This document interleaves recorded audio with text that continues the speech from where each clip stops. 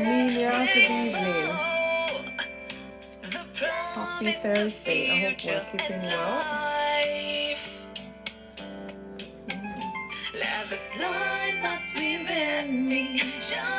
Captain, I see you again. Hey, I hope you're keeping well. Happy Thursday, everyone. Thanks for joining me here on Insight with FunmiRoyal. Inside,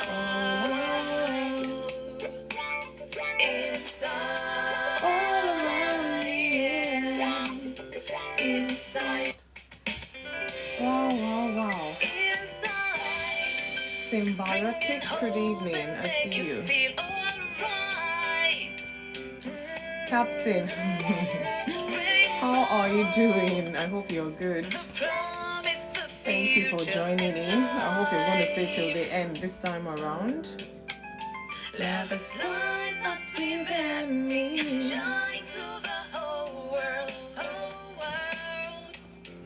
Good evening. Please help share this live as you're joining. Or you can start taking the lights off, whichever one. Let's invite other people to be part of our talk today. It's Thursday and we talk about marriage talks. We try to break it down as much as possible. God helping us. Marriage institution. I barely just finished a marriage talk. I'm back here again on Insight. I'm like, Lord will have to help us. Give us the wisdom.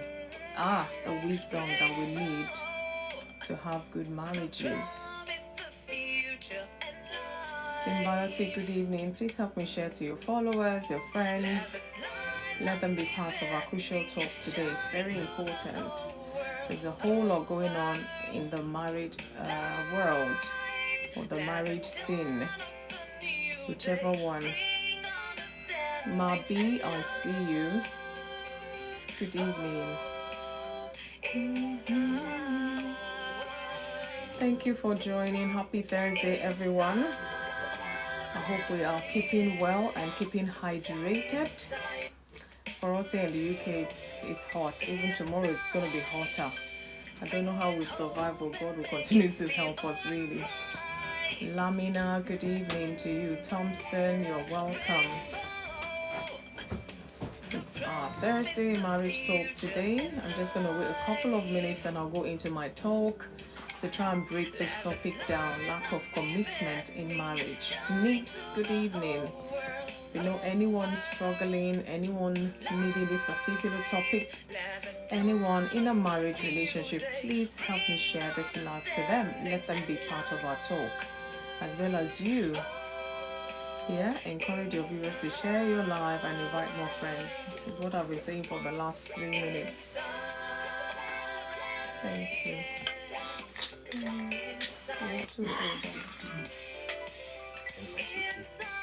No, as in let it be. I think there's no space to put it in. Neebs, good evening. I hope you're keeping well. Happy Thursday. Samuel Adasa, good evening. Lord Jesus, oh wow. Lord Jesus. Oh, so cool. Yeah, thank you.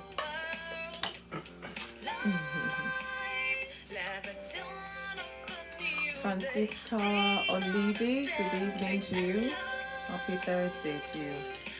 Welcome to Insight with FunmiRoyal. Miss Na, good evening to you. I'm going to go into my talk shortly. Tega, good evening. I hope you're going to stay today. Thank you so much for joining in. Good evening to you. Michael, I see you.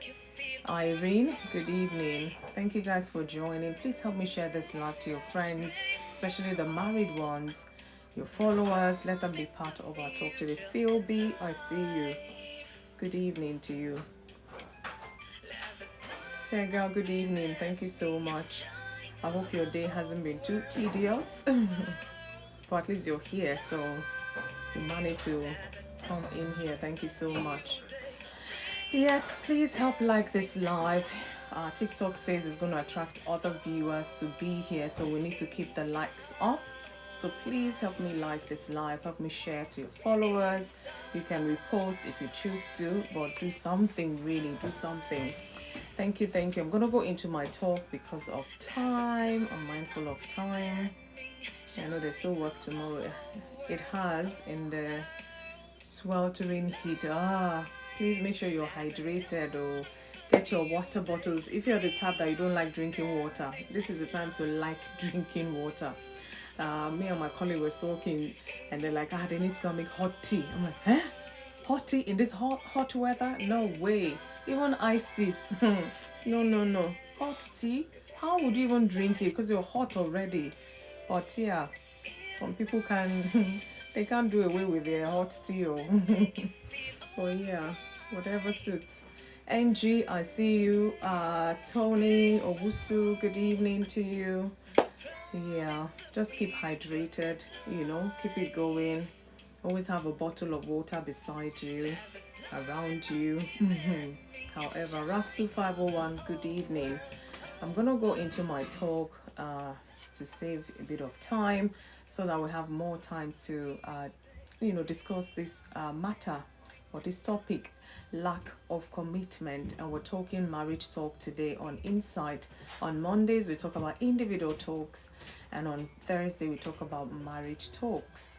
Tata Rose 111, I see you, good evening. Please help me share this live to your friends. Let them be part of our talk today. So, marriage talk, here we go. Marriage is more than a legal contract or social arrangement. It is a lifelong covenant. It's built on love, trust, sacrifice, and commitment. While love often brings about two people together, commitment is what sustains the relationship through the various seasons of life. And trust me, you're going to get to different seasons. Some will even come back, some they'll be new no matter how long you've been in that marriage institution. BC, I see you. Clement Thompson, good evening to you. So many marriages do not struggle because love is absent. No, not at all. But because commitment has weakened. Alpha, good evening. Help share. Amor, I see you. So when commitment declines, couples may begin to withdraw emotionally, neglect responsibilities, avoid difficult conversations, and become less invested in the growth and the success of that relationship.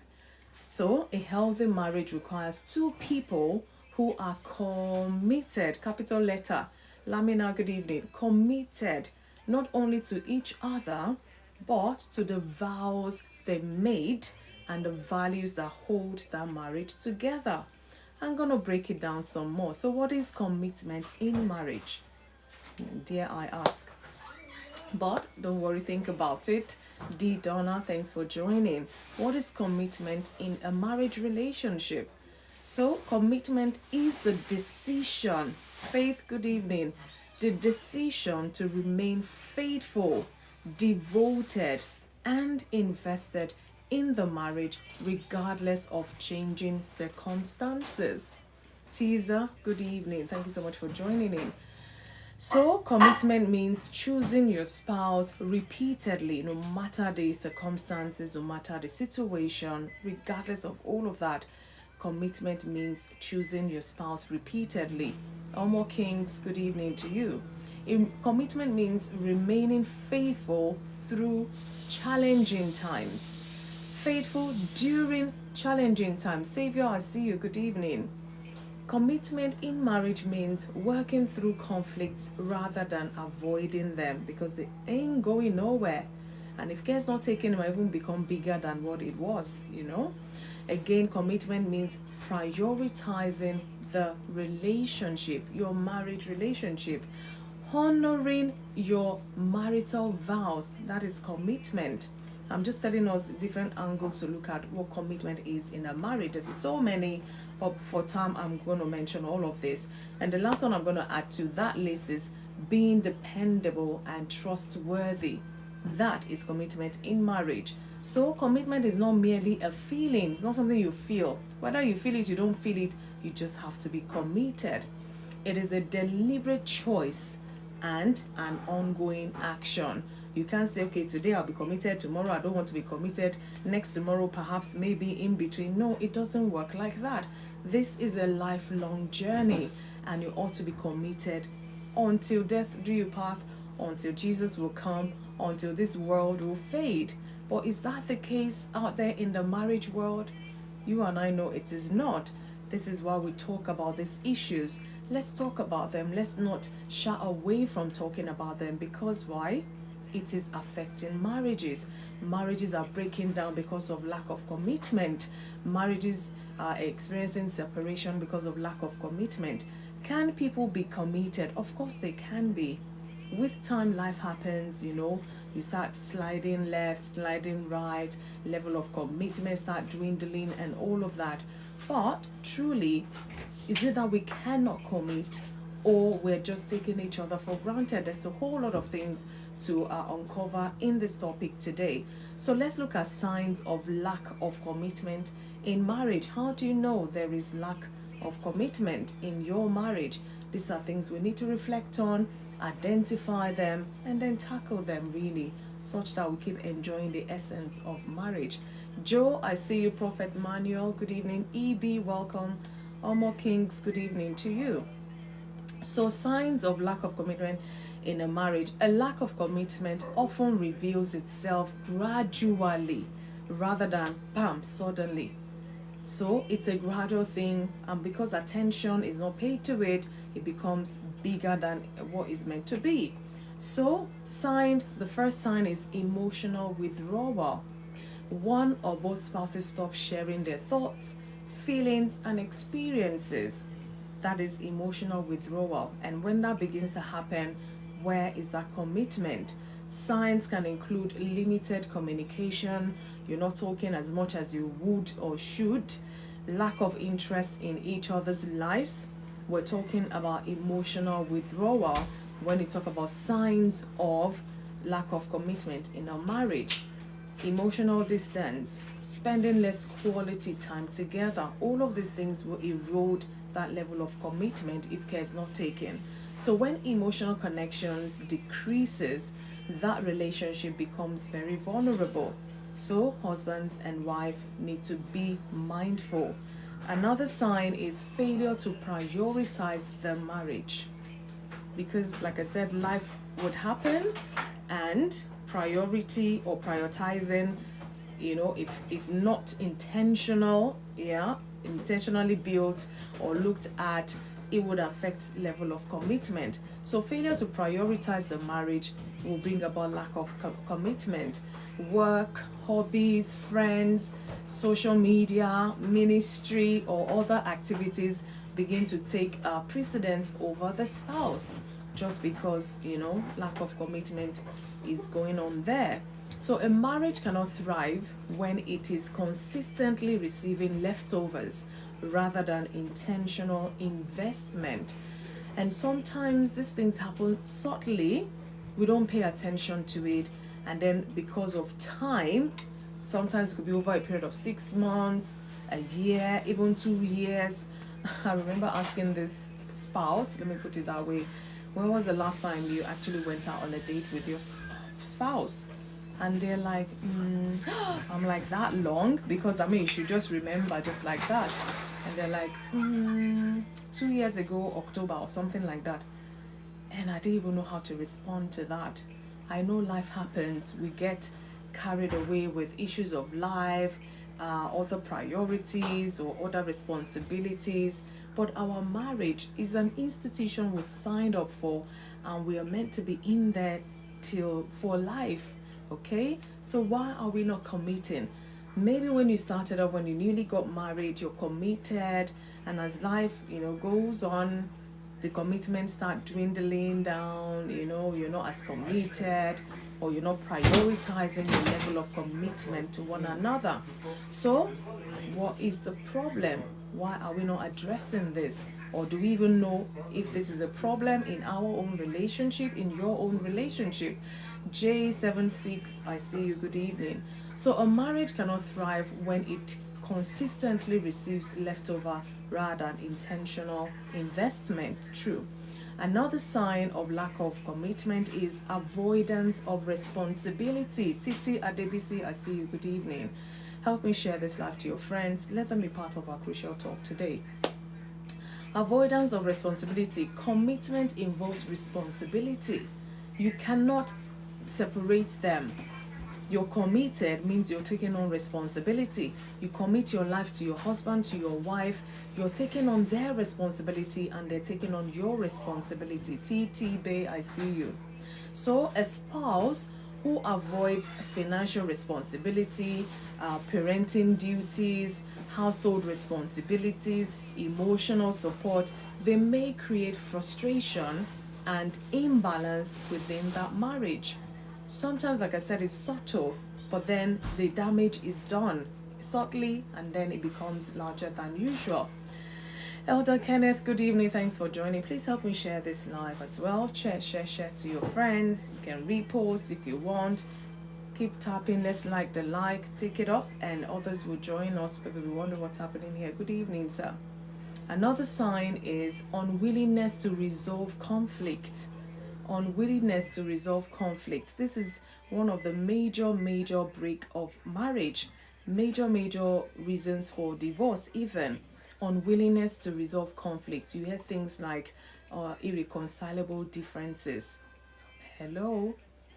Every marriage experiences disagreement, no doubt. It's part of it. It's part of the journey. However, lack of commitment often appears when partners refuse blatantly to communicate. You want to talk, they don't want to talk. You want to talk, they want to walk away. All of those things, can affect your level of commitment in that relationship. Refusing to communicate, holding grudges, avoid difficult conversations. You have to be committed in all ways, not just the way that suits you, because there's two of you in there. Your spouse or your partner, they want to talk and you don't want to talk. They want to bury the hatchet, you want to hold grudges. They want to make difficult conversation, deep conversations, but you're avoiding it. Where is your level of commitment, or where is your commitment? Again, stop trying to find solutions, because this is your unwillingness to resolve conflicts. You just want to find solution. What do you even know that is the problem? Are you committed to even knowing what the problem is? Healthy couples address problems. They disengage couples will all ignore them. So, are you the one that address problems head on, or you ignore them for another day, for a later day? That day never comes. Before you know, a whole year is gone, and that conflict still remains unresolved. We need to be mindful of this because it's very crucial, it's very important. We're looking at signs of lack of commitment. I've talked about emotional withdrawal, talked about failure to prioritize the marriage, talked about avoidance of responsibility. Where is your commitment? Unwillingness to resolve conflict. In fact, you should be more committed, especially when there's conflict, because unresolved conflict can actually damage the whole relationship altogether. So we need to be mindful. Again, another sign is unfaithfulness. Infidelity, whether emotional or physical, is often a significant indicator of broken commitment. BC, I see you. Thanks for joining. So, trust is one of the foundations of marriage, and unfaithfulness damages that foundation very, very deeply. You might have to work extra hard to gain the trust back, to gain your spouse, being faithful again. Because once it's broken, it's always hard. Some people never recover from it. But level of commitment. Where is your level of commitment to your marriage? Let's look at causes of lack of commitment. I'm trying to break it down as much as possible so we have that understanding, and then we soul search, we'll reflect and look at where we need to work at, because nobody's perfect, I get it. But when things come to limelight, we don't just push it aside and hoping it's going to go away. We might have to have that deep conversation, that difficult conversation, just so we move forward in our relationship. So what causes this lack of commitment? One is unrealistic expectations. Some individuals enter marriage believing it will always be easy and fulfilling. Maybe whatever they've seen growing up, maybe whatever they've experienced themselves with other older people, you know. So when difficulties arise, disappointment can weaken their commitment, because they'll be like, all the people they know who've been married, they've never gone through this, the expectations are met. Why is it that my own husband, my own wife cannot meet my expectation? Is it start questioning all that. And difficult times, trust me, will come, but should that weaken your commitment to one another? Marriage requires continuous effort and growth. The moment you give up or you slow down on that, you will notice, because it will bring about the effects, consequences. Another cause of lack of commitment in a marriage is poor communication, and it can be frustrating. Communication is the bridge that connects two hearts. Think back to the days you were courting, wooing each other, talking on the phone for hours on end. You were committed. You would talk about everything and anything, nonsense, sense, all of it. Now you're in it together, in your faces. You don't have to travel back and forth. You're living together as a husband and wife, and the level of communication now, it's like almost zero. What has happened? Is it that your level of commitment has decreased? So poor communication is a cause of lack of commitment. Communication is the bridge that connects two hearts, like I said. Without open and honest communication, misunderstandings will increase. It's not going to go away. Assumptions will grow. But when you talk and clarify things, it kills the assumption. But when you don't do that, it keeps growing. And then before you know, resentment start going in, anger, and all of these things start coming in. Resentment develops. And over time, commitment can totally erode. Is this what we want for ourselves? Ask yourself, how committed are you in your marriage relationship? This is something personal before it even becomes a couple discussion, so to say. Another cause is unresolved hurt and bitterness. Past wounds that remain unaddressed. Remember, unresolved conflict. So past wound that remains unaddressed can gradually create emotional distance. Examples include betrayal. Your spouse betrayed you, however, whichever way. Unresolved hurt, unresolved bitterness. Neglect. Maybe you feel neglected. You've tried to talk about it. They're not seeing it. They feel you're just making things up or whatever. Your level of commitment might reduce, because it's like you're putting in all and you're not getting that back. People tend to withdraw when they experience this in their marriage sometimes. Another example is rejection. Maybe you were vulnerable, or you want to be vulnerable, and it's not being received. You were not even acknowledged. This can bring about a low level of commitment. It can bring about lack of commitment, in the long run. Again, broken promises. Oh, you always say this, you never do. It means you're not committed to that relationship. Don't make promises to your spouse when you cannot fulfill them.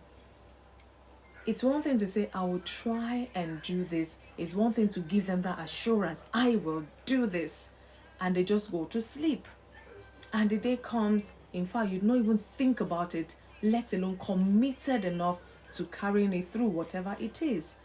And then your spouse comes and say, you promised me this, but I haven't seen anything. I've not heard anything, or whatever. Oh, I forgot.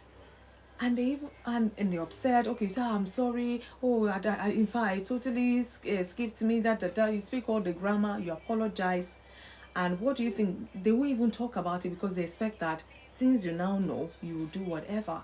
And then still nothing.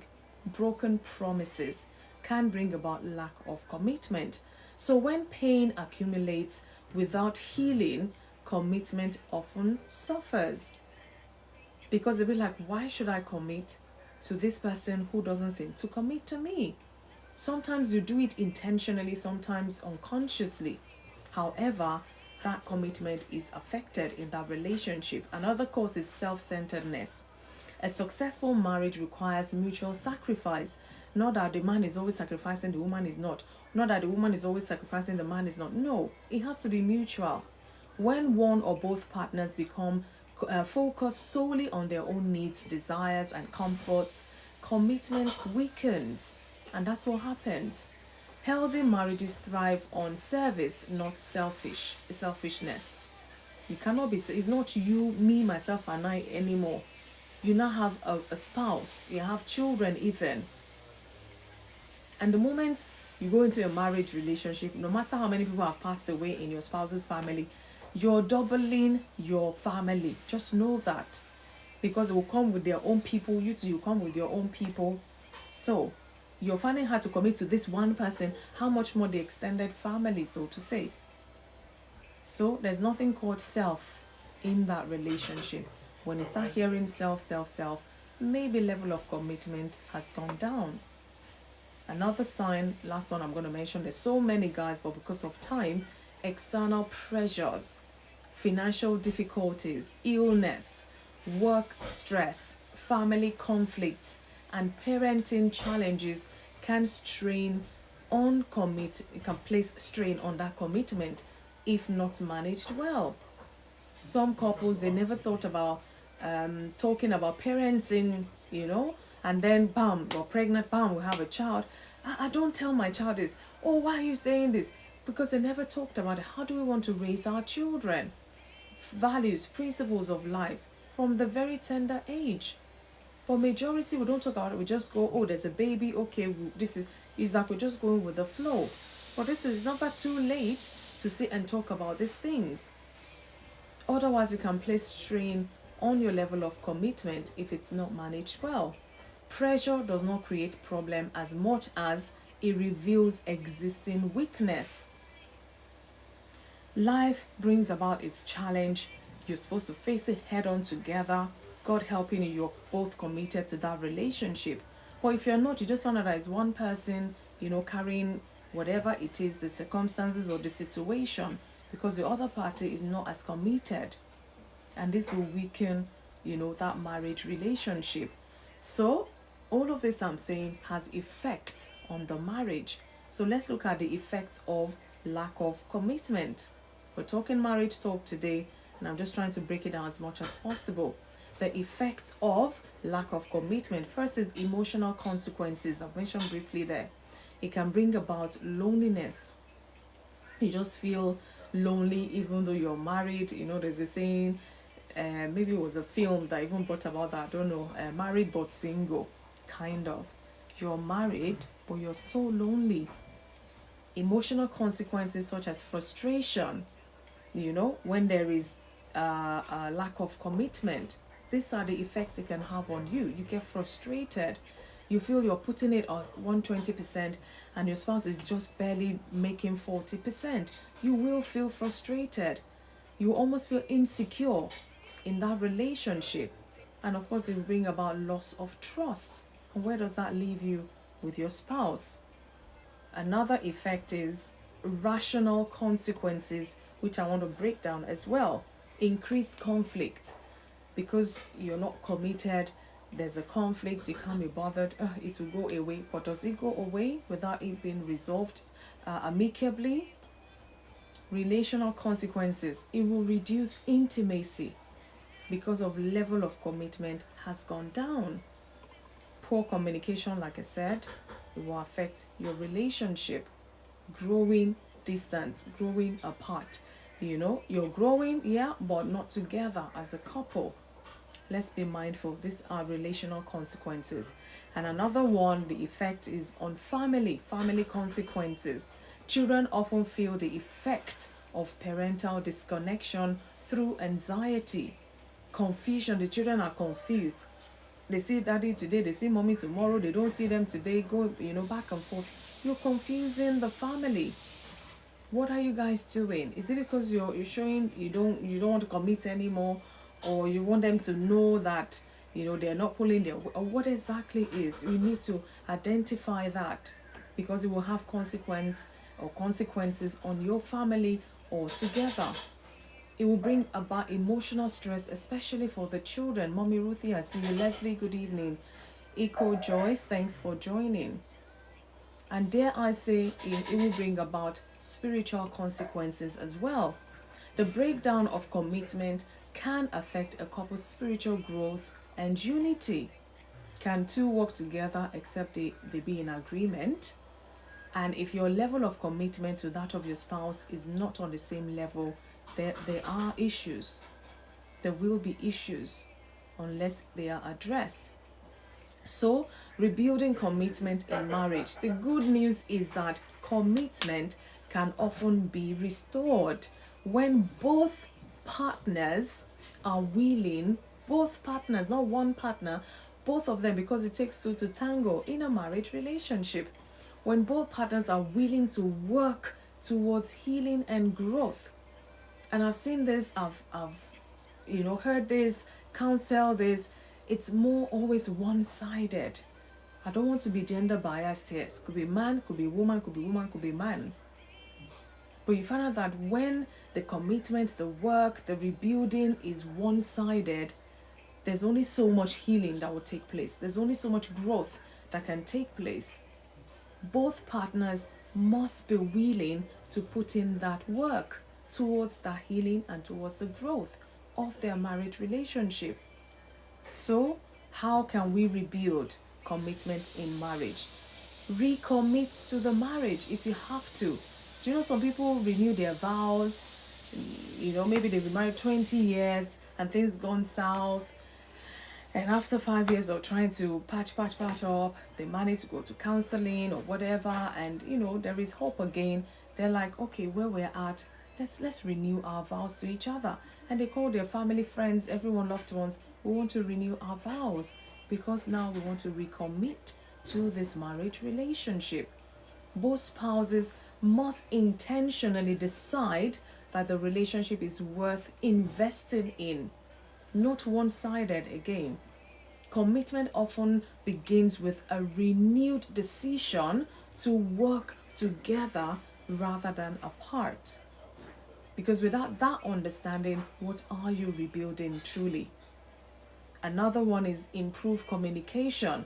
Healthy communication involves listening actively, not just hearing your spouse, but listening actively, speaking respectfully. This one, in the heat of the moment, they speak but not respectfully sometimes. We're talking about how we can communicate healthily with our spouses, with ourselves. Expressing needs honestly. Don't leave your spouse guessing what your needs are, because all you will have is unmet expectations or unmet needs. They don't read minds. Even if they read minds, one day they will read it wrongly. So it's on you to express your needs openly and honestly to them. That way they can hear and understand, and they know how to commit to that. Again, seeking understanding rather than victory. When some things happen, some spouse way to say, I told you so. But really, should it be so? So we need to seek understanding rather than victory if we want to rebuild the level of commitment towards one another. Small conversations often prevent large problems. As they come in their subtleness, address it subtly such that it doesn't become a large problem. Some issues should have been dealt with within a week. And spouses, because maybe difference of opinion or solution, it goes on and on. Before you know, a whole month is gone and they still haven't come to a compromise or a solution. So we need to be mindful. Address things as you move along, whether small, whether big, whether average, whether large, such that it doesn't, kill the level of commitment to one another or to that marriage. Again, spending quality time together is important. I know we're busy, everybody busy chasing one thing or another. As we're busy chasing, let us be busy, planning that quality time together. It's very important. I know sometimes couples will struggle to start this. They might struggle, but with time, maybe start small. Once in 3 months, we're going to go out, we're going to do something together, and by the time you do 1 month here and there, maybe it can be bi-monthly or monthly even. And it doesn't have to, I always say, it doesn't have to be anything expensive.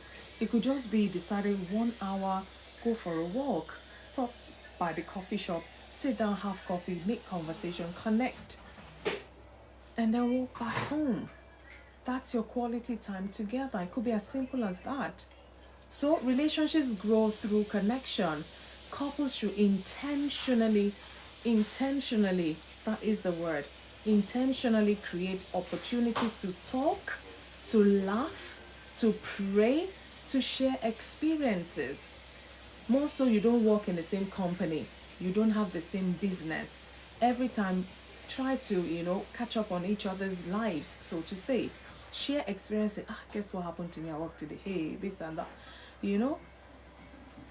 I remembered who was telling me something happened to this lady at work.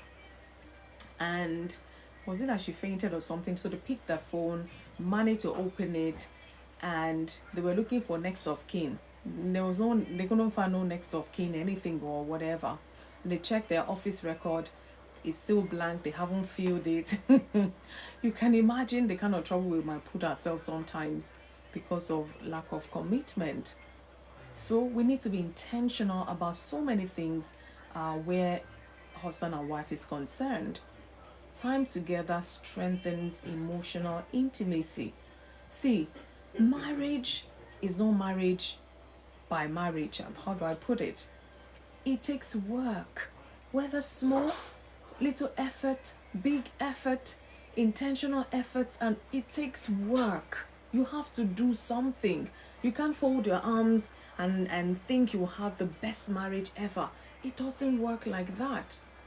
You can't be committed a little and think you have the best relationship. It's not going to work that way. Things must be balanced, otherwise you're not going to enjoy the essence of that marriage. Practice forgiveness. Because if you don't practice forgiveness, you may not want to commit to that person because they've hurt you, because you're hurting, and yet you're still in that relationship. The moment you know you're still in there, what will it cost you to forgive and let go and rebuild and move on and heal? It's very important we practice forgiveness. No marriage survives without forgiveness. The person, since the day you marry, probably your spouse will offend you the most in this world. So just know that you have a bag full of forgiveness ready waiting for them. Otherwise, you'll be most miserable. You might say, oh, it's easier said than done. I've been there. There are certain things I can't remind myself not to. It's a waste of energy. And then you're the one not sleeping because you keep thinking about it. You will not forgive them. Did they not know they hurt you? You will not sleep. You will not rest. And then your spouse, you're looking at them the way they're sleeping, probably snoring off, whether the man or the woman, it doesn't matter now. You try, practice forgiveness and see the outcome. Forgiveness does not erase the hurt, but it creates room for healing and restoration. I mean, everybody wants to be healed of whatever hurts they're going through. And how can you heal if you cannot forgive, especially your spouse? Again, this one I'm going to say, seek support when necessary. Do not be ashamed to seek support, because this is one of the things that is killing husbands and wives in that marriage relationship. The pride there, husband don't want to seek help, wife they don't want to seek help, and yet they want things to move on, and yet they're stuck. They need help to move on to the next level. Sometimes couples need assistance from marriage counselors, pastors, trusted mentors. Trusted is the word, trusted mentors. So seeking help demonstrates commitment. Even it demonstrates commitment to the growth of your marriage rather than failure of it. Because if it fails, they will point at the two of you. It takes two to tango. It takes two to unite to building that marriage. And looking at it from a biblical perspective in terms of commitment, the Bible presents, marriage as a covenant relationship marked by faithfulness, commitment, perseverance. If you read Genesis chapter 2:24, it says, therefore a man shall leave his father and mother and be joined to his wife, and they shall become one flesh. A man shall leave his father and mother and be joined to his wife and be committed to his wife, and they two shall become one flesh. It takes work. Marriage involves unity, partnership, and lifelong commitment. Like I said, you can't pick and choose what day you want to commit to your relationship, or what day you don't want to commit to your relationship, just because of the circumstances, at the moment or at that time. Ecclesiastes chapter 4 verses 9 to 10 also says, two are better than one, for if they fall, one will lift up his companion. I see you, Leslie. Thank you so much. Rabbi or Rabbi, I see you. Good evening. Simon, good evening. Two are better than one, for if they fall, one will lift up his companion. Imagine it's just the one and they fall. Who's going to lift them up? It will take a while before a passerby will come and help lift them up. So marriage is designed to provide mutual support through life's challenges. Sometimes couple may face challenges individually. Sometimes they face challenges as a couple. And either way, they need that unity to be able to overcome whatever challenges they're faced with. Ephesians chapter 5:25 says, husbands, love your wife, just as Christ also died for the church and gave himself for her. It talks about the wife too also, submitting to their husband and, and all of that. Go read the whole Ephesians 5 even. Biblical commitment is sacrificial. It is faithful because we have the fear of God, and it is something that's supposed to be enduring. There is no easy way out of commitment in a marriage. You cannot eat your cake and have it. If you want to keep eating that cake, you've got to keep having it, putting in that effort, putting in the work, being faithful, sacrificial, enduring, tolerance, understanding, compromising, all sorts. That's why I say marriage is not for lily-livered man or woman. It is not for a boy, it is not for a girl. It's for a mature man and a mature woman. Otherwise, there will be chaos. So, I said all of this. Let's look at, I'm going to begin to round up now. Practical ways to strengthen commitment. And I always say I'm not here to talk at anyone.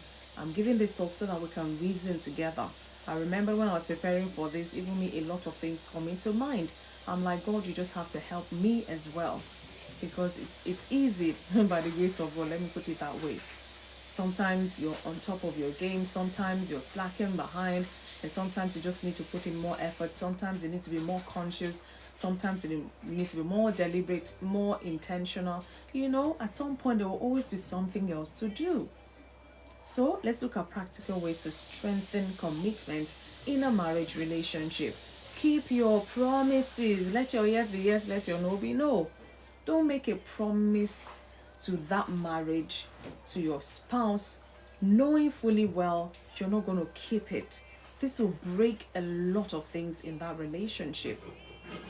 Practical ways to strengthen commitment. Keep your promises. Communicate regularly as often as you can. Communicate. Show appreciation to one another. Sometimes there doesn't have to be any occasion even to just show appreciation. Even the smallest thing, the tiniest thing, the bigger things, that you do for each other. Protect your marriage from unhealthy influences. A lot of people now, they're emulating everything they see online. A husband and wife slapping each other online, they too go and try it at home.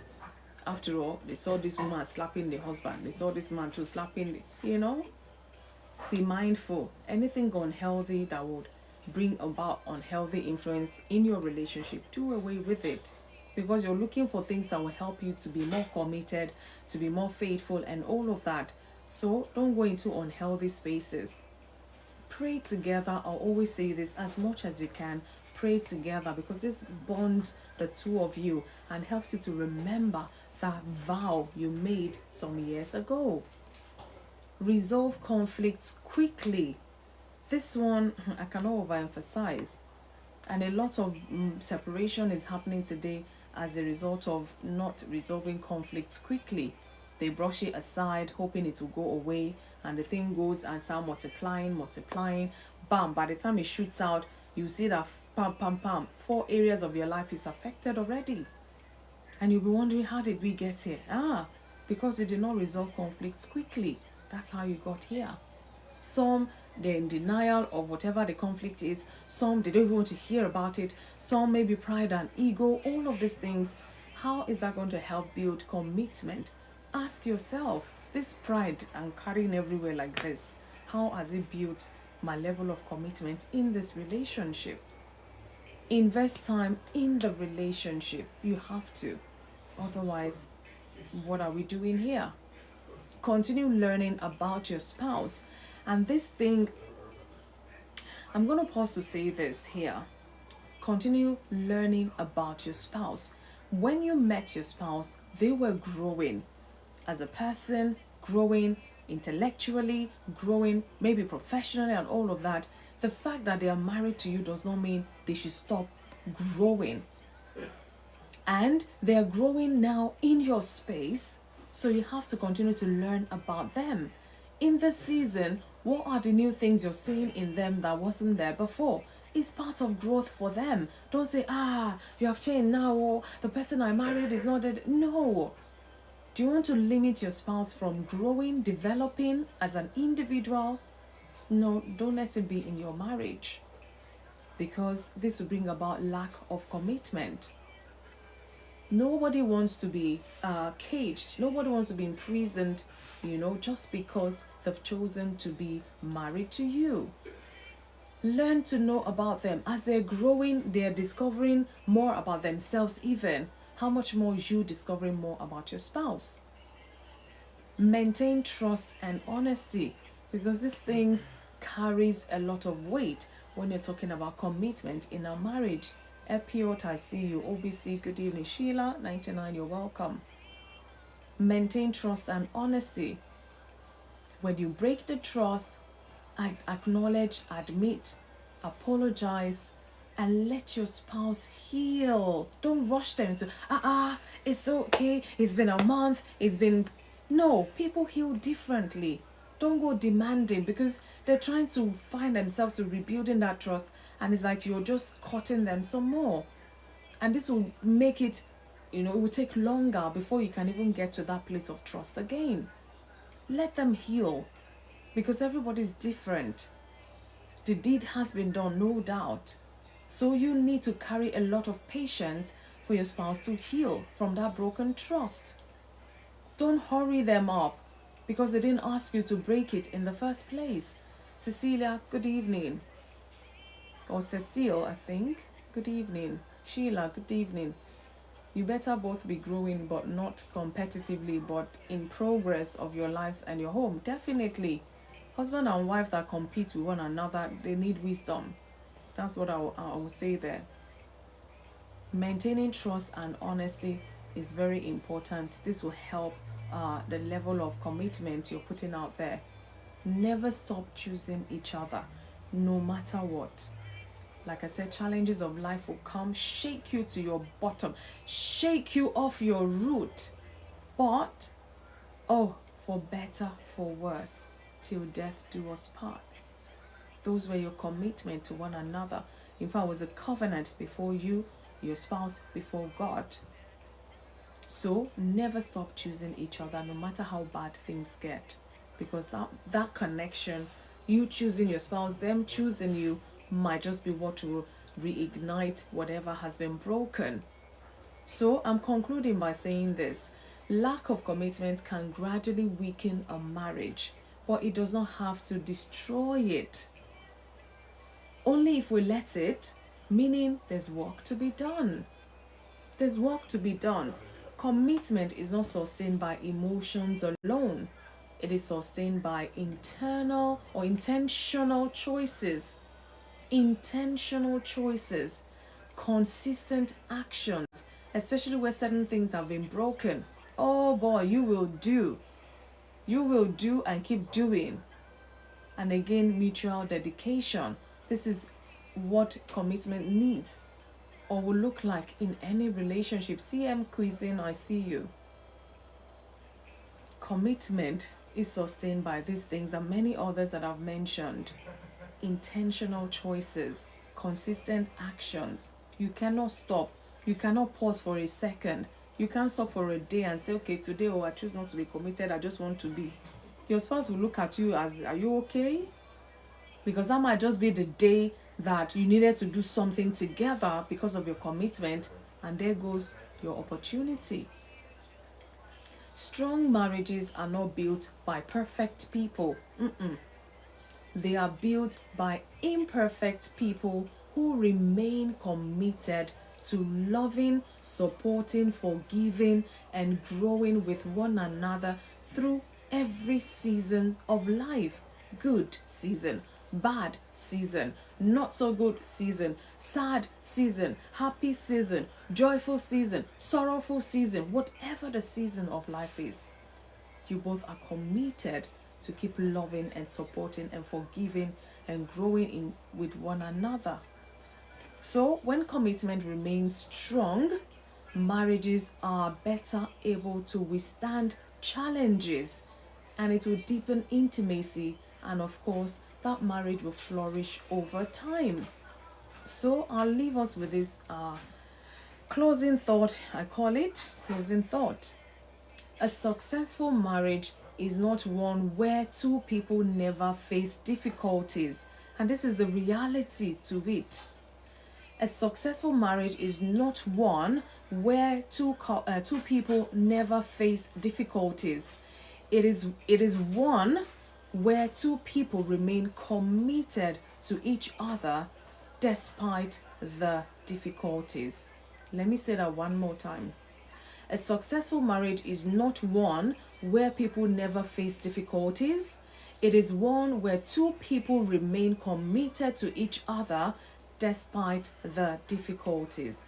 Guys, I've just finished my talk. However, I have questions that I want us to tackle today so that it can help us reflect more, think more, make the necessary changes, be intentional, be committed. There's, at the end of the day, we want that lack of to be gone.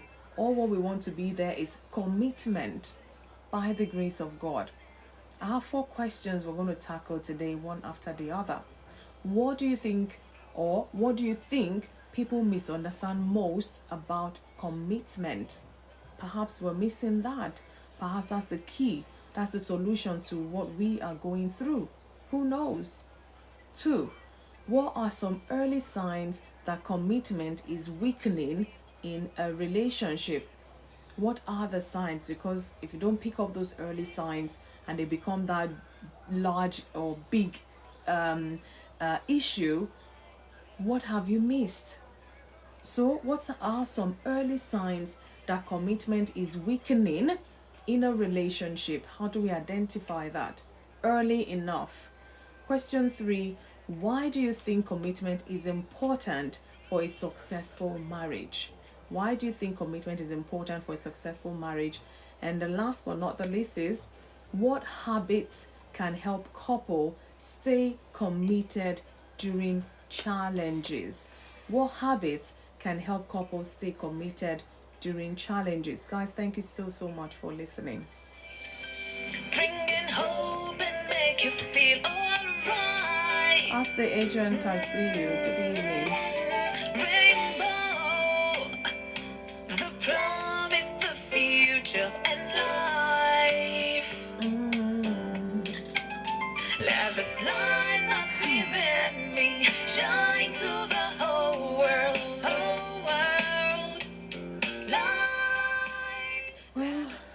My own 2 cents about this topic.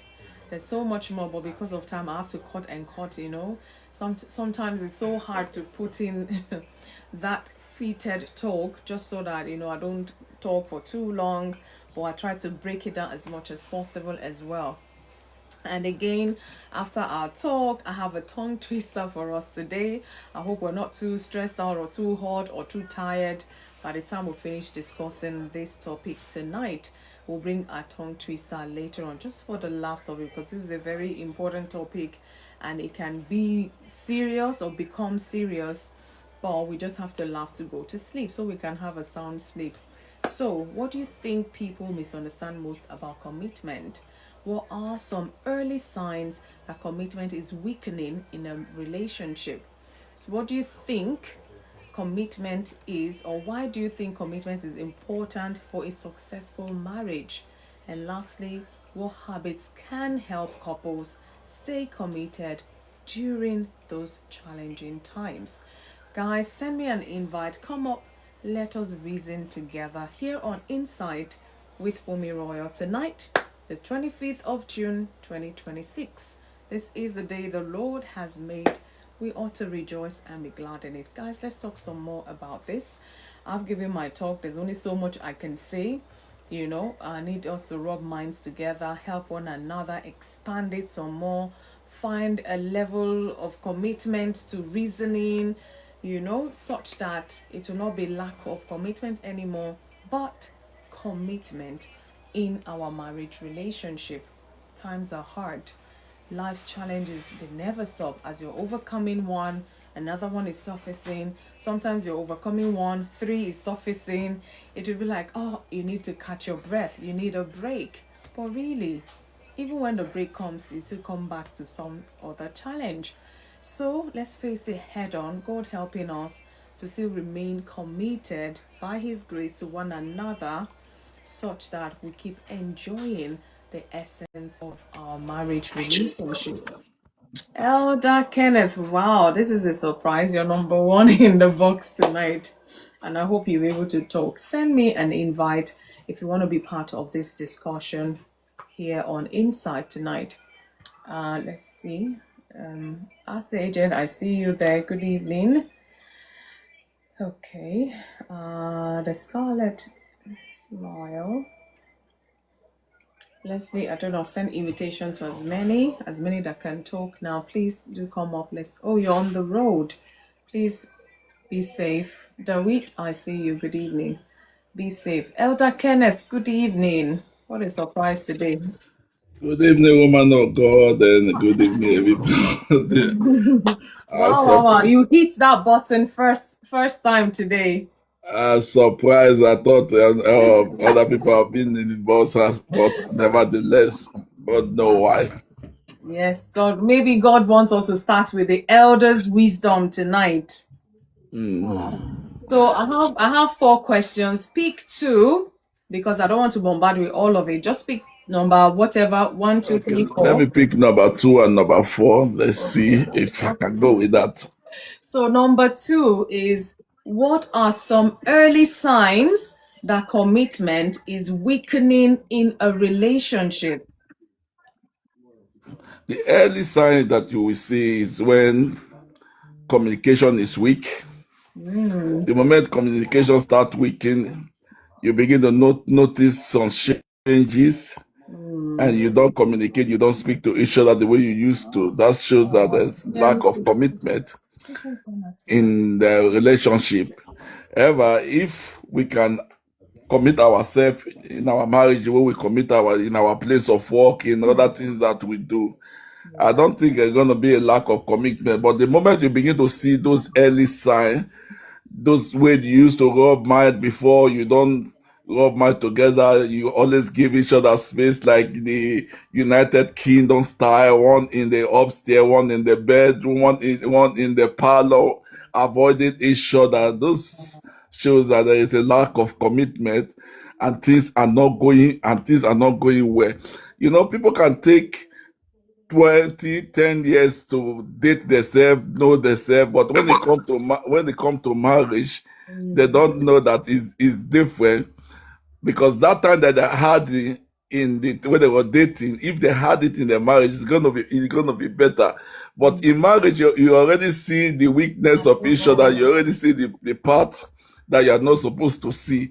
So you be as if I said, who sent me? Thank Why, you. why am I here? What am I doing here? So you begin to see some sign. By so doing, you don't know what to do anymore. Then the other way is to start avoiding each other. And when you start avoiding each other, that shows that there is a lack of communication, and there is a lack of commitment as well and it do affect it affects most time, it affects the kid, it affects everybody, because one is doing one thing, the other one is doing another thing. This will say, "Oh, I want to eat salmon." The other will say, "I want to eat rice," because they are not together. They are not one big family. Those are the lack of commitment that we are talking about, and it's not a good thing in a home.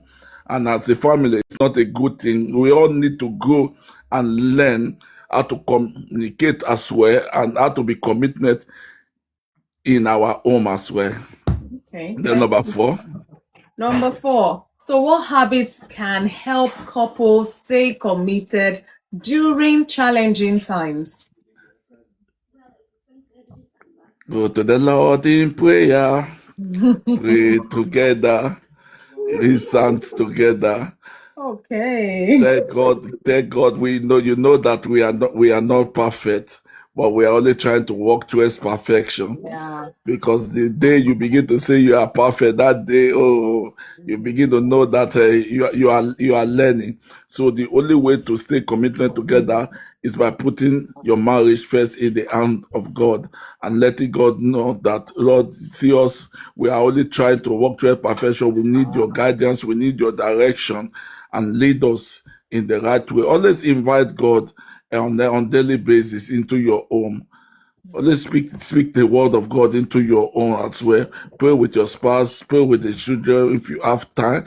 By so doing, you are committed to all those things, and these are the things that will make you know that indeed you are trying to work toward perfection, and you are committed in the life of people around you as well. Not only your spouse, people around, because the moment you are not composed, even your colleague at work, your neighbors will see it. They will see that this person, there is something wrong. When you greet them good morning, the other one will say good evening. They'll say, "Oh, what is going on?" Or the way they see your face alone, they will know that, oh, they just call a finish. Those things, the things that we need to be avoiding, and always ask God on daily basis. The way the book of Proverbs tells us, we should not be wise in our own eyes. In all our ways, we should all acknowledge God in daily basis. Proverbs 35:6. Always commit the ways of God into your home on daily basis, and by so doing, you are inviting the Holy Spirit, and you are telling him to be the chief and the king of the home, that you are only a caretaker. You are only trying to guide these people to the right path and the right ways of life, that he should come and take his place. By so doing, you will live a peaceful life and a healthy and a lovely home. That's my own 2 cents. God bless you all. Thank you, sir. Take it to the Lord in prayer. Whatever it is, Elder have said it. Take it to the Lord in prayer. Pray. Commit it to the hands of the Almighty. That too takes a level of commitment, because sometimes couples, maybe they're drifting apart and they find it hard to even commit to prayer time together. Busyness of life, all the stress of life and all of that. So you've heard it from the elder's mouth, what you can do in order to stay committed, especially during challenging times. Thank you so much, sir. I'm just gonna go in order. CM. Actually, let me come to CM. CM, good evening. Good evening. How are you? I'm good, thank you. What about you? I'm fine, thank you. Is it your first time here on Insight? Yes, it's my first time here. Hey. You know what? As long as I'm hearing you now and I can understand what you're saying, take your time, yes, and Okay. put your thoughts together. So I will come to you. So let me give you a bit of time. Yes, we're talking about lack of commitment in marriage. Yes. And I have 4 questions. So you pick your choice, pick any 2 that you want me to ask you, and then you can tell us what you think about that, so that people listening can understand and take your advice if it will benefit them as well. That's what we do here. Yeah. Okay. Except if you're ready now. I mean, the other people, they are my people here, they know. If you're ready now, or if you want me to come back to you in a few minutes. No, I can answer now. Okay. Because I have to go after. Okay, all right. So 4 questions, pick your number. Can you repeat the question, please? There's 4 questions, but you can answer 2.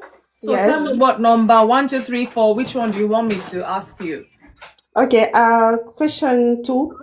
2, okay? Yeah. So we're talking about lack of commitment, yes? Okay. So what are the signs you see at the start to let you know that our level of commitment is not like before? What can you see that will make you think that? Okay. At start, I can see that commitment is not enough or is not there when someone don't make effort. Okay. Yes, and when someone don't do the best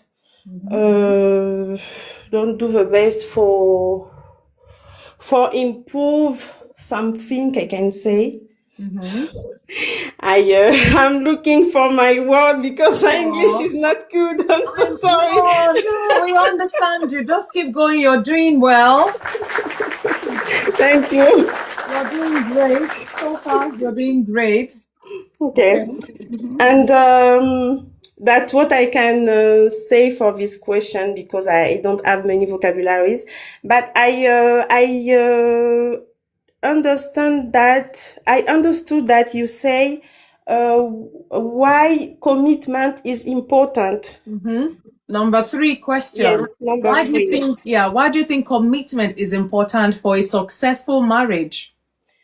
So I think commitment is the base of in the marriage. Sorry, because if commitment is not present, we can succeed in the marriage. It will be very difficult to succeed is married without commitment. So at the start when you said it's very important to be committed, even though it is not enough, but it will it's very important, how to say, it's important to have less commitment, I can say, at the start, and to improve and to work every day for improving that. So I can say, and if it's very difficult for someone to do committed, this person must to pray God when Ken said. Yes. All right. Thank you, CM. Thank you, Fanny. Oh, you're welcome. It's good to have you. Please be bold. At least we heard you, what you have to say. I know English is not everybody's language. It's even me. I have my own local dialect. If I come here and start speaking Yoruba, I don't think you will understand anything I'm saying. People wonder, okay, when you're finished doing that, you can tell us the interpretation of what you've said.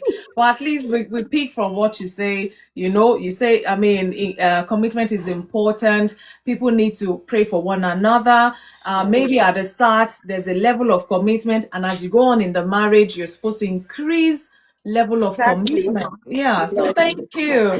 Thank you. Thank you. We hope to see you on Mondays as well. Yes, CM? I come on live on Mondays as well, 8 p.m. UK time. Okay, thank you. I am here every day because I like to listen to you because it allowed me to improve my listening and to improve my understanding. So every day I'm here. When I see you, I I arrive here. Thank you. Thank you so much. Yeah. Amazing. Bye. Bye, CM. Thank you. I feel encouraged by your words. Thank you so much. Thank you. Yeah. So, Susan, good evening. How are you? Happy Thursday. Yes, it's Thursday. Susan, good evening. Yeah, good evening. How are you? The heat is just It's just wonderful. We're just loving it. I didn't know this. You should have suntanned by now. I'm overturned, you know. You should be my skin color now. I'm overturned. It is well. Tomorrow is even going to be hotter, so let's prepare. Yeah. I hope you're drinking water. Yes, so we're hydrating. We're trying. Yeah, let's keep that We're up. trying. Hope you're good as well. Yeah. We thank God. It's been a long day, but I thank God. So yes, number 1, 2, 3, or 4. Which one do you want to start with? Number 1. Okay. So tell us in your own words, in your own understanding, what do you think people misunderstand most about commitment?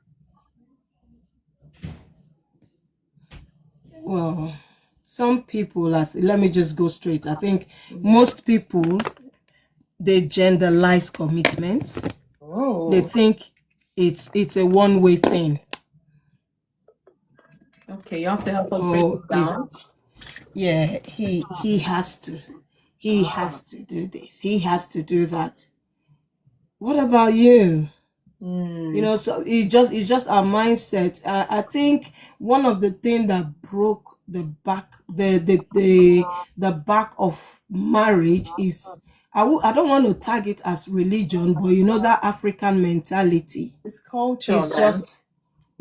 Well, we can say culture, we can say religion, we can say this thing, but you know, they've spoiled or abused commitment in marriage, where they say the man has to provide. You know, and the load is more on the man.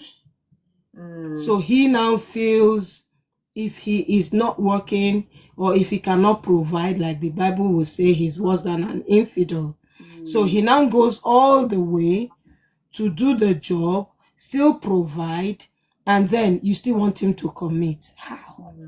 It's just too much. Yeah. And that is why you see our African men, I don't know if I would say they feel on top of the world. They feel they are the Jesus in their house. Nobody can talk. The great provider. You know, the wife cannot say something and he stands. He goes, "Come, my friend, shut up. Who you be? Who you be? What you do?" You know, they'll just demoralize they'll just demoralize you for no reason. So such has really made the men not to look at commitment as their own thing. Evening, the Scarlet. And they provide for you, so you guys commit. That's how I feel they see it. And then it now makes the woman reluctant. So she now feels, oh, her own job is to have the babies, take care of the babies, stay in the kitchen. They don't even think of going to work or bettering themselves and all that. It's just that concept makes commitment a problem. Because then communication, 0. Affection, 0. Emotion, nothing to write home about, because he is the Alpha and Omega, which is very, very wrong. So we need to change that mindset of the man has to provide, or he's worse than. They are just misquoting that Bible verse. Even you, the woman, too, if you not feel provide, to you are worse than infidel now, because it's both of you that came in agreement. You came to this commitment, this covenant, to say we are together. We being together doesn't mean the whole load should be one-sided. The man is supposed to be the breadwinner, isn't it? And so what are you? You say you bring tea now, because they bring bread. You can't just chew bread like that. You bring stew, you bring egg, you bring tea. So you as the woman bring the others, but they don't see it that way. And that is why commitment is, most of African marriages, commitment 0. You see the man chasing money, work. And the woman, you see the man very slim. Sometimes But then the woman is eating all the food, looking fresh, going Is the big. stature in and their all that. family, or is the stature in their Yeah, I family? know. That's why I said sometimes. That's why I use the word sometimes. I'm teasing you, don't mind me. So all those things, there's no how commitment will be a thing to talk about. He's gone to work, he has finished, he's tired, he just ate his dinner. What do you want him to be talking about? He wants to sleep because he knows he's going to work tomorrow. So if the burden is lesser or has a balance, if there's a balance in the burden, I think commitment will be seen more likely in the family. Because at the end of the day, the children is only mommy they know. They know mommy, the daddy is not always there. At the end of the day, it's mommy that pays the fee, even though it's daddy that gives mommy the money. All those things. It just makes commitment hard. So okay, thank you for that. And what other number do you want me to ask you? That's number 1. Number 3. 3. Yeah. Why do you think commitment is important for a successful marriage? It gives you sanity. Without sanity, your marriage be like what did they call it? Scatter.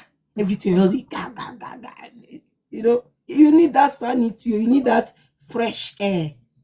That when you come back from work, all the workload you left it at work, and then you come back. Imagine coming back from work, seeing toys everywhere. You step, now toy you they step on. Would you be happy? You will not be happy. So it is so important to be committed. One, if you're not committed, you've given room to the devil to creep in. And once the devil goes in, even the blood, to take the grace for that blood to redeem you and bring you out of that problem. So we'll just have to balance it. Otherwise, the marriage will be wrecked. Commitment is important. I know people will say communication, all of them, caring. Yes, but if you're caring for somebody that is not committed, how would you feel? That's another thing. So I like to ask the questions, because if I'm committed, what if I'm committed to somebody that's been pretending to me all these years? Because a lot can happen when you're dating. A lot can happen there. But when you live with somebody, not just husband and wife, even friends, it is when you live together, you now realize that this your friend, not be waiting you think, so you have to you have to really know what you're getting into before you start any covenant, any commitment. Even the marriage itself is commitment. Thank you, Leslie.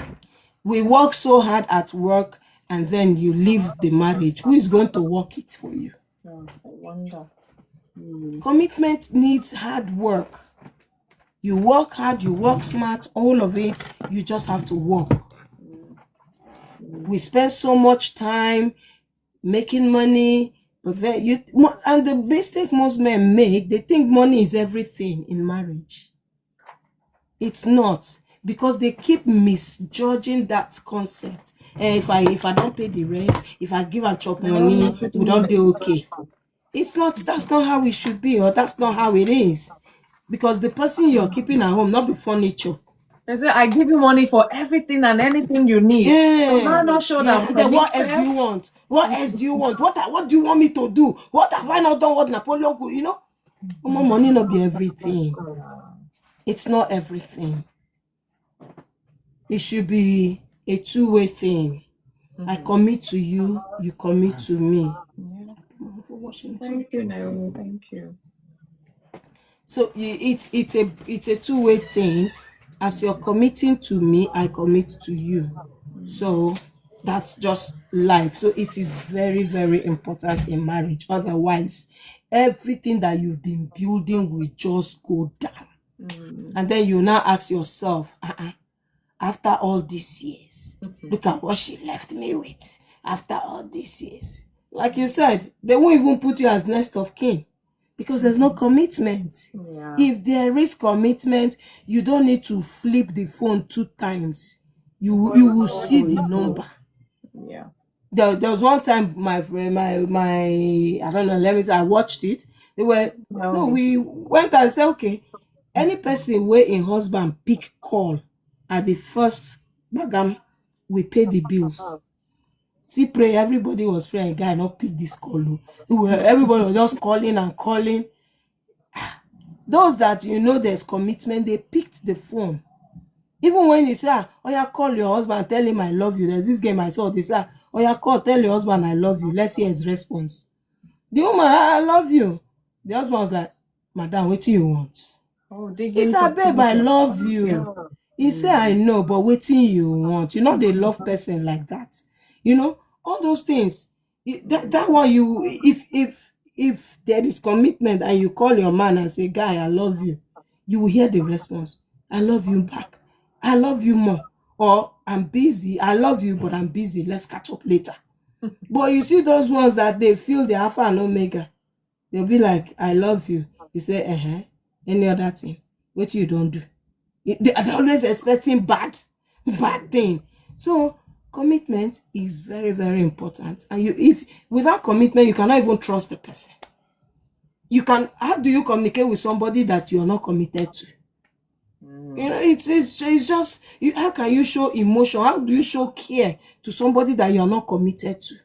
It's somehow, but God is going to help us with this, our cultural and religious and African lifestyle of marriage, so that we can teach our children the better way, the best way to live this marriage, because it's really a big factor.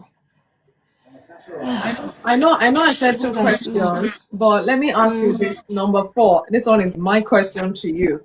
So what habits can help couples stay committed during challenges? Digging for treasure, I see you. During challenges, that's if you recognize that there's challenges, because some couples don't even want to recognize that there's challenges. Instead, they shove it under the carpet and just mute. I will say that because my first marriage, it was just like that. He enjoyed going to work, so there was never a time to talk. They don't give you room to even express yourself. So they will not even recognize that there's challenge. Talk less or talk more of, let's settle it. No. But most times, if you want, some women, you just understand your wife's love language. When there's an issue, understand her love language, understand when she's quiet or when he's muted. Then let him mute. After a while, after hibernating, he will come back. But because some people don't like to talk when there is beef at home. People just want to sit down and then think of how to talk about that problem. But if you can rewind, go on retreats. The thing with our African people, we don't like to, like they say, don't invite the third party. But there are times that I invited third parties. Instead of them solving the problem or giving me a heads up, they were telling me the story of their life, which never solved anything. And at the end of the day, it depends on who you talk to as well. So know who you talk to. If you know friends, family cannot help, even down to church, they cannot help you. Because I remember when I said my own, the only thing that was said, the Lord is your strength. How? So it's now left for me to go and use my tongue and count my teeth. Because I came to you for advice. This is what you're telling me. So how do I go about it? So you need to understand, 1, that there is issue. 2, understand your spouse's love language. Know when to shut up and when to talk. Book for retreats, holidays. we don't go on holidays enough. We work more than holidays. I know there are bills to pay, but sharing that time, that precious time together, it goes a long, long way. Even just sitting down, guy, how work, or even when he come back, you give him a kiss, carry his bag, how far now, start chatting or call. Have you finished from work? How was work today? That's little talk. It relieves stress. And then you got to do the bedmatics as well, that will help you relieve stress. But once we are tired, we don't want to do anything again, makes us lazy. He is fed up, you are fed up. Who is not fed up? The kids are receiving in both ends, It is so unhealthy. It is unhealthy. We need to up our game. Okay. Yeah. Yep. Okay. Thank you, Susan, for your submission. Thank you so much. We need to up our game. Sometimes we might have to start redating one another, because when we were dating, we're all committed. You will call, they will call. If you see one missed call, you will call 10 times, And then it's like, somebody said it's like once you marry, they pour ice water on you. Everything just like that just goes away. In fact, to even answer one call is becoming a chore, so why? What happened to that commitment fire we had once upon a time? And if you were able to put that level of commitment, even in your marriage, you should be able to even put more, really. But are you conscious of the commitment level? If it's enough, good. If it's not enough, are you even committed enough to see that it's not enough for you to do something about it? Say some men don't like when you show commitment. Really? I know the world is upside down somehow these days, but when I hear things like this, I'll be like, what then? What do they want? What do people want really? Because you find out that some things that it sounds crazy, but it's reality, to be honest. Digging for treasures, I see, it's a habit of knowing and practical application of godly wisdom together, as in agreed by both parties. Yeah, but because I always say that I don't think I've been to any wedding or I've seen any wedding where they point a pistol at the wife to be or the husband to be and say, you must say I do. I don't think I've seen any wedding ceremony like that. We all made that choice. And when you made that choice, it comes with this commitment. So what then happens as you're now living life? I mean, now that you've got each other, I should believe that the level of commitment should even get stronger by the day or by the years as you live together. But you just find out that a lot of things get in the way, which were some of the things I gave in my talk. So that's why we're talking about it today, such that we are conscious about this. Even if you feel, we're good, our level of commitment to one another is superb, 100%. You don't know what tomorrow brings, because I've highlighted issues, challenges that may bring about this lack of commitment. Sometimes it creeps in subtly and then becomes this big mountain. And sometimes it's, what it is. And if you don't face it head on and pushing it aside, thinking it will go away, it just keeps destroying your level of commitment to one another. So we need to be mindful. God will continue to help us as we tackle this. Let us reflect honestly and think about our own relationship, our own level of commitment in there. Is it enough? Do we need to work at it? Do we need to try harder? Do we need to pray to God to help us? What do we need to do such that we commit to one another in that relationship? Dr. Evangelist, I can't see the full name. Good evening to you. Thanks for joining us. Evangelist Ellen, good evening.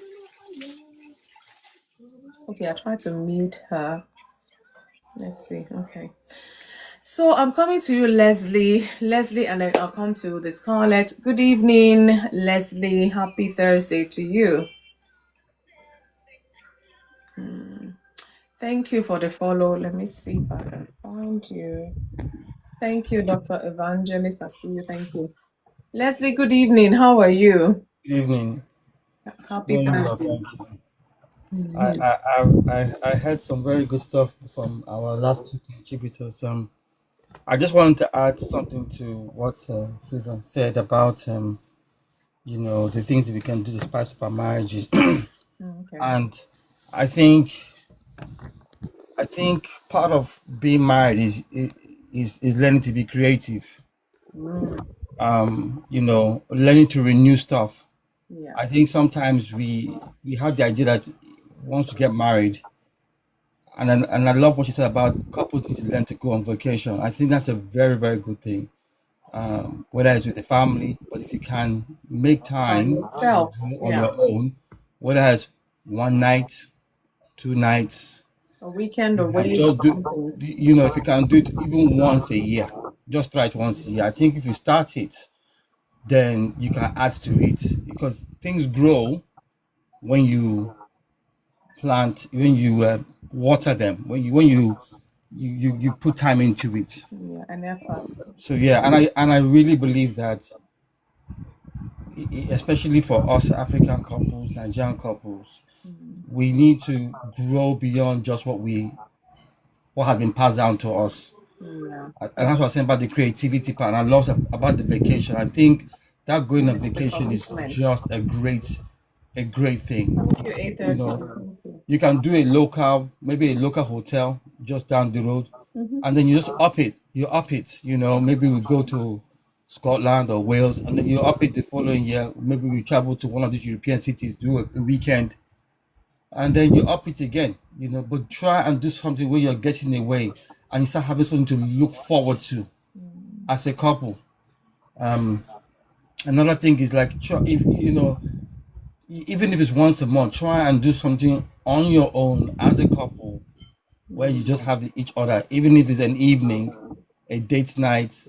Like I said, for us, we have a lunch date. Ours is lunch date because that's what works for us. Evenings is not impossible in our home, but for us, it is date lunch, and it has increased from once a month to, I think now at this point we're almost hitting 4 times a week. A week or a month? Uh, 4 times in a week, yes. In a week? Date lunch. Wow. In a week, yes. And when we started, it used to be once every other month. I remember we started in 2017 because that was when our firstborn was allowed to go to school full time. Okay. And I think we almost lost our mind because we thought that this was never going to happen. Wow. And the reason why it's 4 times now is because it's a season, and we know we have to change again. Certain things are just the way they are at the moment, so it's allowing us, and we're going to make the most of this time because once something else picks up again, here there's no time again. So we want to make sure that the reason is because we want to establish memories. We want to have as many memories as possible. So when the busy times kick in, because it's something that our company is working on at the moment, when the busy times kick in, we know that we have those memories to remember and to look back, and also to start looking forward to something to do new when we can make that time again. But yeah, I really love that vacation thing. I think it's a great thing for many couples to try and do, even if it's one night. Start off with a night, just a night away, and then come back and see what it does to you. Just start working things through, and then buy a good marriage book that allows you to ask open-ended questions. So yeah, that's what I wanted to throw in there. I just love that vacation thing. I think it's I think it's a big thing that many couples need to do, especially our Nigerian couples. Learn to go on a vacation with your wife, your husband. Even if it's once a year, start with once a year. Just try that. Okay, I'm ready to answer a question now. Okay, so I have 4 questions. Thank you for adding that to what Susan said. Thank you. Yeah. I've got 4 questions. Your choice. Pick any number and I'll read it to you. Yeah, so let me start with number 1, and then I'll go to number 4 next. Okay, 1 and 4. So number 1, why do you think people misunderstand, or what do you think, actually, I keep saying the other question. What do you think people misunderstand most about commitment? I think, like a lot of things, people see a lot of things that require responsibility as boring. But one of the things that people don't understand, and I'm going to use the work. I'm going to leave marriage for a minute now.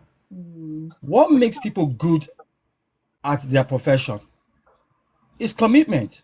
Yeah. You know, you heard this thing about 10,000 hours. It's commitment. It's you being committed to something day in, day out.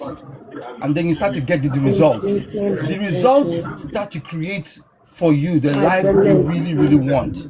Sorry, Susan, I think you're muted for whatever reason. Susan, can you hear me? I tried to mute you, but I can't. You're muted. Okay, thank you. Yeah, I think so. I'm going to just go with people's profession. Any profession, anything you're going to do well, you got to be committed to it. And like I said, you hear that thing about people 10,000 hours, 10,000 steps, whatever it is, it's going to require a commitment. So I think people just see commitment in mind as something boring. But let's take it to your profession. If you commit to your profession, whatever profession you do, whatever profession you do, you're going to get good at it. And it's when you get good at it, that's when you start to enjoy the rewards of being good at something. The problem is that people see commitment as marriage as something like always a chore. But if you get committed in marriage, that's when you get and you commit to it. That's when you get good at it. That's when you start to see the enjoyment of it. I always use that scripture. It says, where your treasure is, that's where your heart will be. If you invest and you're intentional about the relationship you have, that's when you start to see the good of it come out. That's when you're going to start enjoying each other's company, those inner jokes, the weird things that the two of you are unique to the two of you, that is like nothing or no one else. That's when all those things start coming out. But it comes through commitment. What people want, what happens is that people want the good things, just the good things, without the deep things that make the good things last long. They just want the good things without the work. It's superficial, just the attraction, but there's no work, there's no connection, there's no synergy between the couple. So that's why you see people jumping from relationship, because it's a one-trick pony. They're just looking for the next excitement without the work. Can you imagine football players just changing club and never ever being established? No one, you can play the game, but no one really knows you for anything. You're not really known for anything. You got a bit of skill, and it's the same thing in relationship. So commitment is where you really become good at what you do. And marriage is no different. If you are committed to your marriage, in the good times, the hard times, why is someone called a professional? Because they do it when it is not even fun. They do it when no one's looking. They do it in the rain, the snow. They are at it. Look at the athletes, professional footballers, anything, engineering, science, anything. We heard about this recent moon thing that they went to go to the backside of the moon. After all these years, they went there.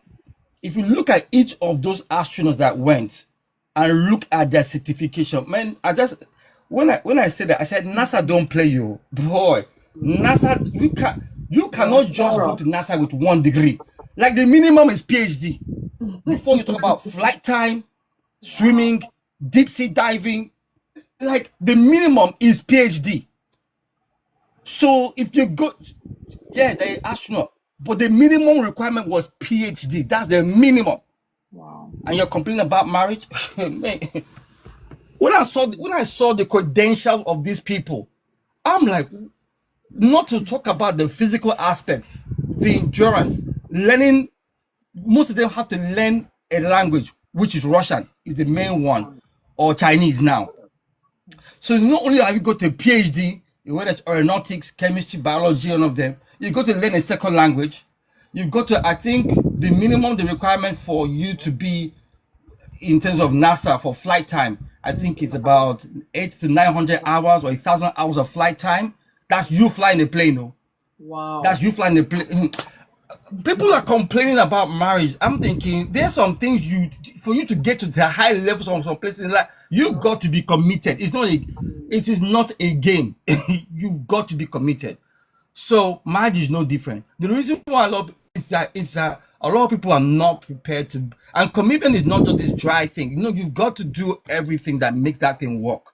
So you've got to be attentive to your wife, you've got to be attentive to your husband, you've got to recognize each other's feelings, you've got to recognize how each other's growing, you've got to be invested in each other's growth as well as your own growth. And when children come, that's another level of commitment. But if you put in the time, oh yeah, you see the rewards. That's what I'm saying. You are going to get the rewards. And marriage is no different. So the thing that people misunderstand is that they see the commitment as some dry chore.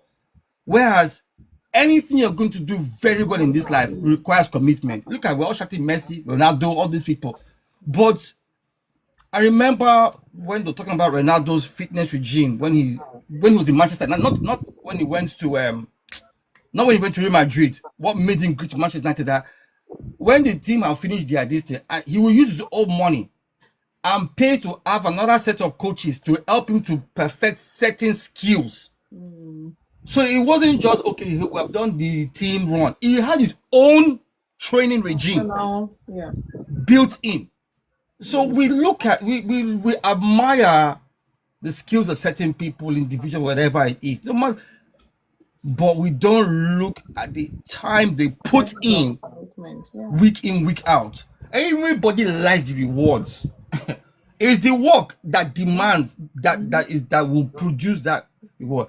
And like I said, marriage is no different. The only thing is that you are working with somebody else and you can't control them. That's witchcraft. You are working with somebody else. You're working together. You're working together. And those seasons they're going to be difficult seasons, but you got to be in it. You got to be in it, whether it's fun or not fun. The fun will come. This one, like I just said today, we have done 4 lunch dates in a week. I think in the last couple of months. But there was a time we couldn't do lunch dates in a year. But it was a dream. It was something we were looking forward to. Oh, when can we have time? Wow, this kid. The kids are grown now. We have time. No excuse. There's no excuse. We've got it, and we're like I said, we are going to. I was telling my wife today, we are going to make the most of this season because I don't know when it will happen again. I said we are going to milk this thing very well because I don't know. It's not a guarantee. It's not a guarantee. There's good time. There's grind time. There's grind. People just look at the grind, but the grind produces the good times. And now we're in a role now. We're in a bit of a role. But even in that role, there's hard work. I don't want to mention something. My wife has been on a course now, and it's very hard work. And at one point, it's like, Bedmatic was not talking. But I recognize that that's what it required because she's doing a course. She's doing a course for her work. That's just, and thank God I'm in that place where it doesn't disturb me like it used to back in the day. But I recognize that that's she needs this for her own progress, because the progress will bless the family and vice versa. So I think commitment is misunderstood because many people see it as the dry chore, but commitment is where, when you commit to something, that's where you get the rewards. I think we just see it as a solo, but as a joint thing, and we need to have. I will finish with this point for that question. The better we learn to partner and work together and succeed at working together, the better we are in having families that know how to work together with the individual and corporate skills. It's not just the individual. You need the corporate to work, but at the individual level, when it functions very well, it works for everybody else. And I think that's where the commitment in mind for both people helps everybody in that family to work as well, because they see the dynamic interaction, they see the pattern, and that's a pattern you want to keep developing. Let them see that commitment, and I think overall they see it over a period of time and they can tell. They can tell. So that's my answer to that question. Okay, thank you so much for answering. Number 4. So what habits can help couples stay committed during challenges? Oh yeah, I think it's the challenges. It's the challenges, and I'm one of the biggest things I'm grateful for is that learn to have good people around you. Okay. Something like this community is a great place to encourage one to work through difficulty. I will say this. I've said it many times. Not every day is a fight day. Not every day is a grind day. You're gonna have days where but it's not every single day, year in, year out. If that's happening, there's a problem. There is a problem. It's not every day that you're suffering. It's not every day that you are required to die. It's not every day. You do certain things because there's an investment for a return on what you're putting the time into. So it's not every day. So the habits, one I really believe is surround yourself with good people, but also have integral convictions. Have certain things about you that build strong stability over a period of time. Learn to finish the things you start. Have a habit of finishing things that you start. I don't mean fight too. I mean finishing things like your work, maybe in your project. Things that I even give an example like keeping to your promises, Yeah, learn to be somebody that like regularly, if you say something, it's done, and it's a habit. You have to develop them regularly. Leroy, Again, start small and build it up. Start small, build it up. Any seed you plant will eventually grow and become much more than what you sowed. It's the same thing. Start small and you keep. So you got to put in that effort. You have to have some integral values about yourself as well, because that's part of it as well. You've got to have some value. The values are what keep a marriage. Ultimately, it's not just the wishes and the dreams. It's the values, because the values are going to be the foundational core beliefs that help you to deal with difficult times when they do come. Because difficult times will happen, no? They will happen, but it's not every day. But if you can, the more challenges you overcome and do all together, the better you are for it, and the stronger you become for it. None of us is perfect. None of us is perfect. But working together, realizing that we're in this together, so have the integral values. I think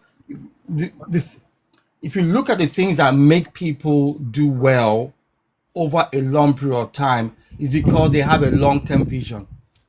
There's something I heard recently, and this is not like this was to do with Nigeria. I don't know.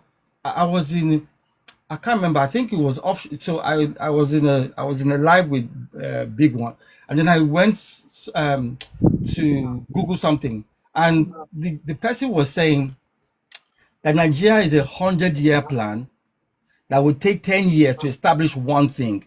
But if that one thing is established, it becomes the catalyst to make every other thing you want that country to become begin to work. So if you don't have a long-term vision, and in that long-term vision, learn to establish one thing that starts to work. When that one thing works, it becomes the catalyst for everything else. And I think marriage is no different. You have to have a long-term vision for your marriage. You have to have like whether a 70-year or a 100-year plan.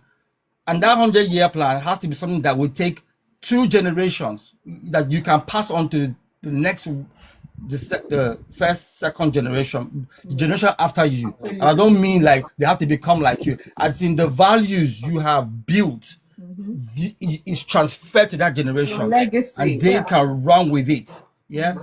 And that's, you got to have this very long-term plan, but you got to see how you can work that plan in steps over a period of time. And once something's established, like for instance, hold on. Okay. Once something's established, so let's say you want to establish faithfulness, or you want, let me use money because everybody likes money, so I'm going to use finances. Let's say you have an issue of finances. Yeah.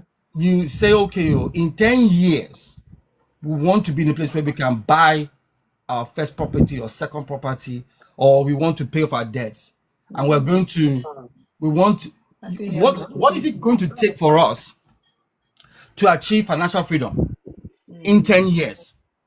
That's a realistic thing. And say, okay, well, how can we do it in year 1, year 2, year 3, year 4, and in year 5 we can do a review to see where we've come through. So how do we map that? And part of that is probably doing a financial course. Going, even some banks will refer you to certain courses to do your debit, credit, planning a budget, all these other things. What are your goals? Your short-term goals, medium-term, long-term goals. Now, if you establish that financial behavior, because finances is a behavior. People just think about the money, but it's a way of how you see and perceive money. Yep. If you can establish that transparency between the two of you, and I'm speaking because we did that. That's something that we did. That was one of the first things that made it say in our mind that, oh yeah, we finally learned to do this. Now we're not perfect, I'm not saying, but this works.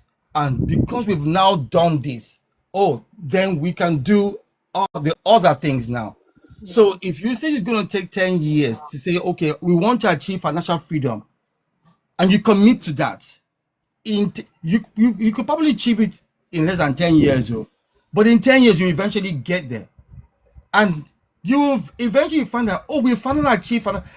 And in doing that, other values and other habits have also been formed in dealing with that one thing.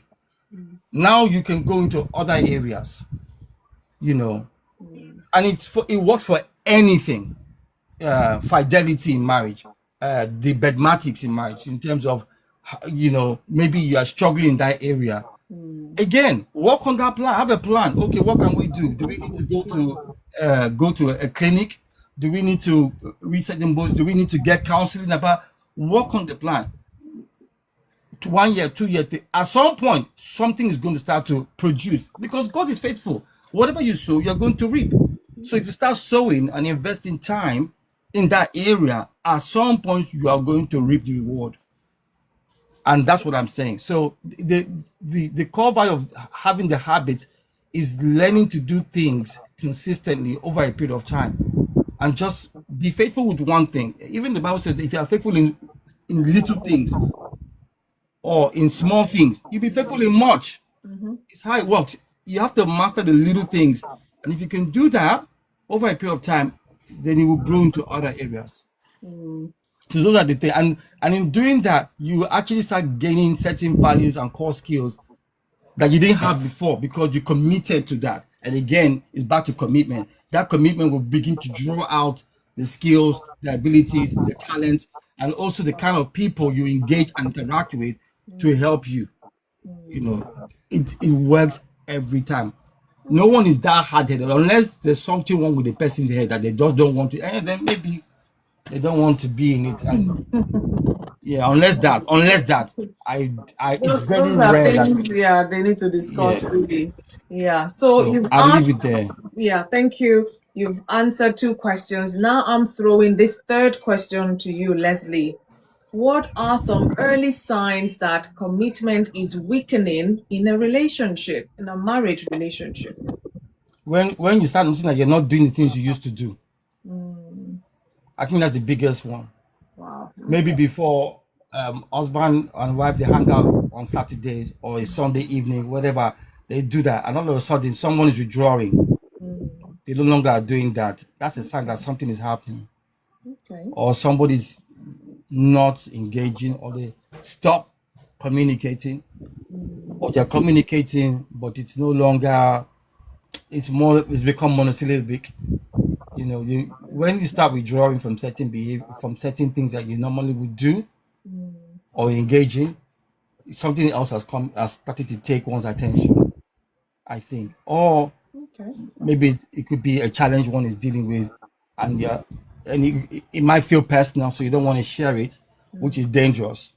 If you can't share it to your wife or your husband, find somebody who you can confide in to help. As that helps. but at some point you will share it with your spouse.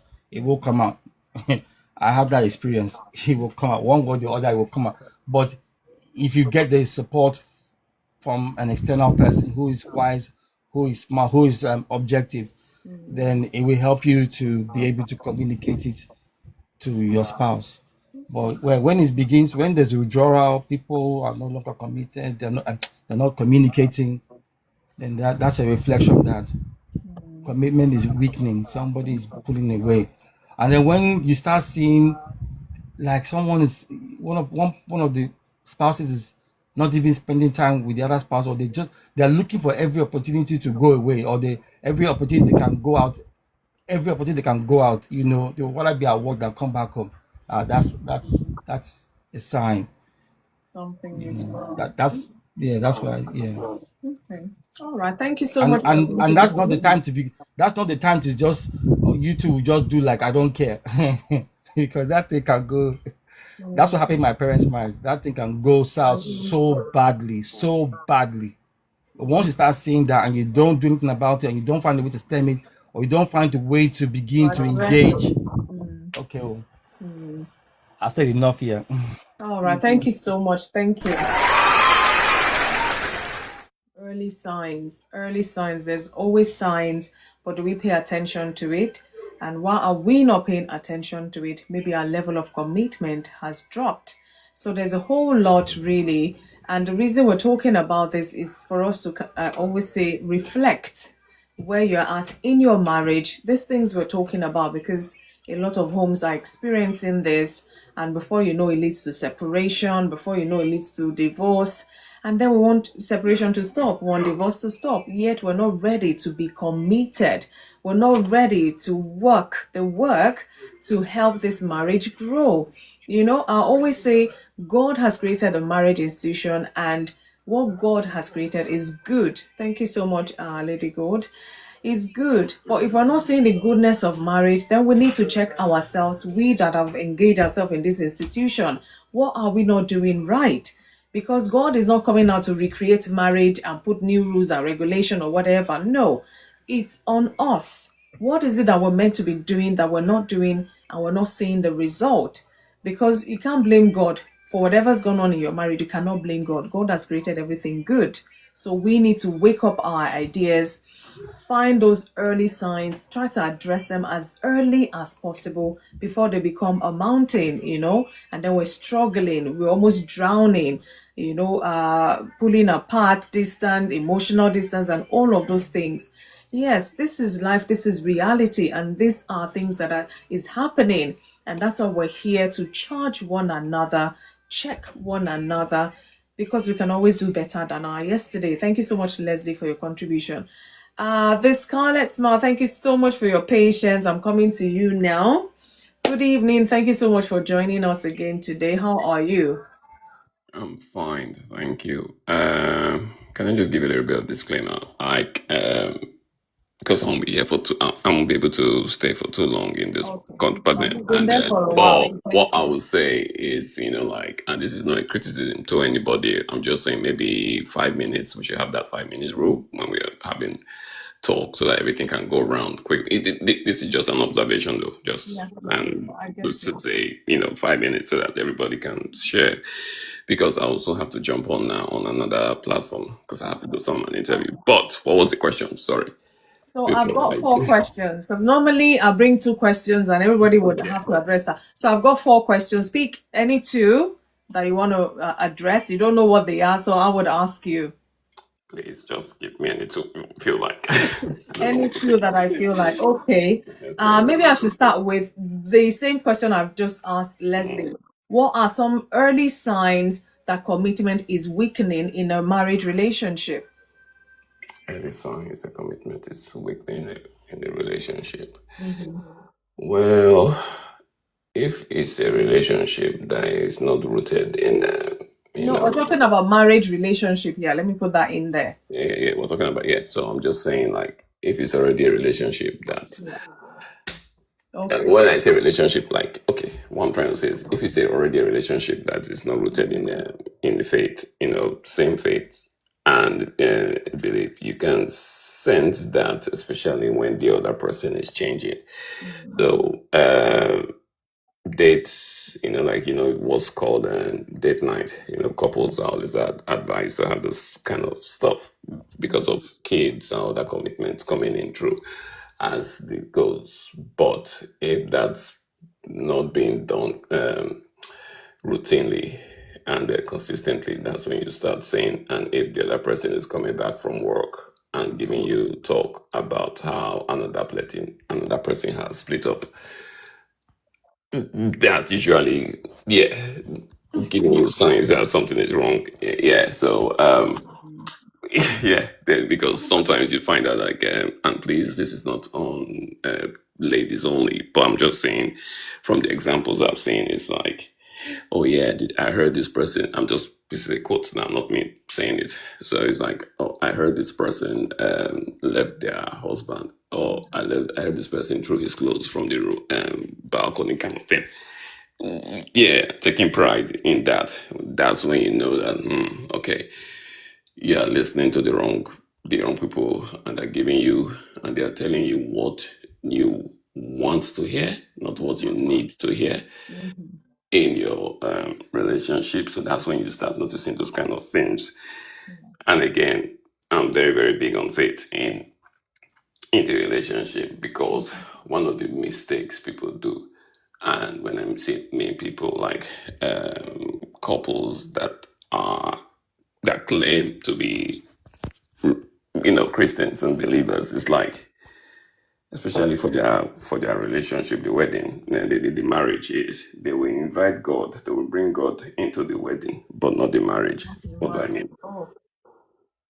They- yeah, so they think wedding is it, go to church, do the whole thing and stuff like, and then boom, that's where it ends, and they think that everything's going to be rosy. No, regardless of 2 years, right? It's been proven. Like even scientists have said, the euphoric age, the euphoric feelings of a relationship, any relationship starts waning 2 years into it. So beautiful. If you have a beautiful relationship with your partner, like everything is rosy, you guys get married and everything. When they say the honeymoon period kind of thing. So it's like it's going to be like a miracle if you find somebody's relationship that is still strong 2 years later. But what happens is the things we tend to do that will carry it on is put it in the hands of God after those 2 years, so that it doesn't break down, and you find out your mistakes.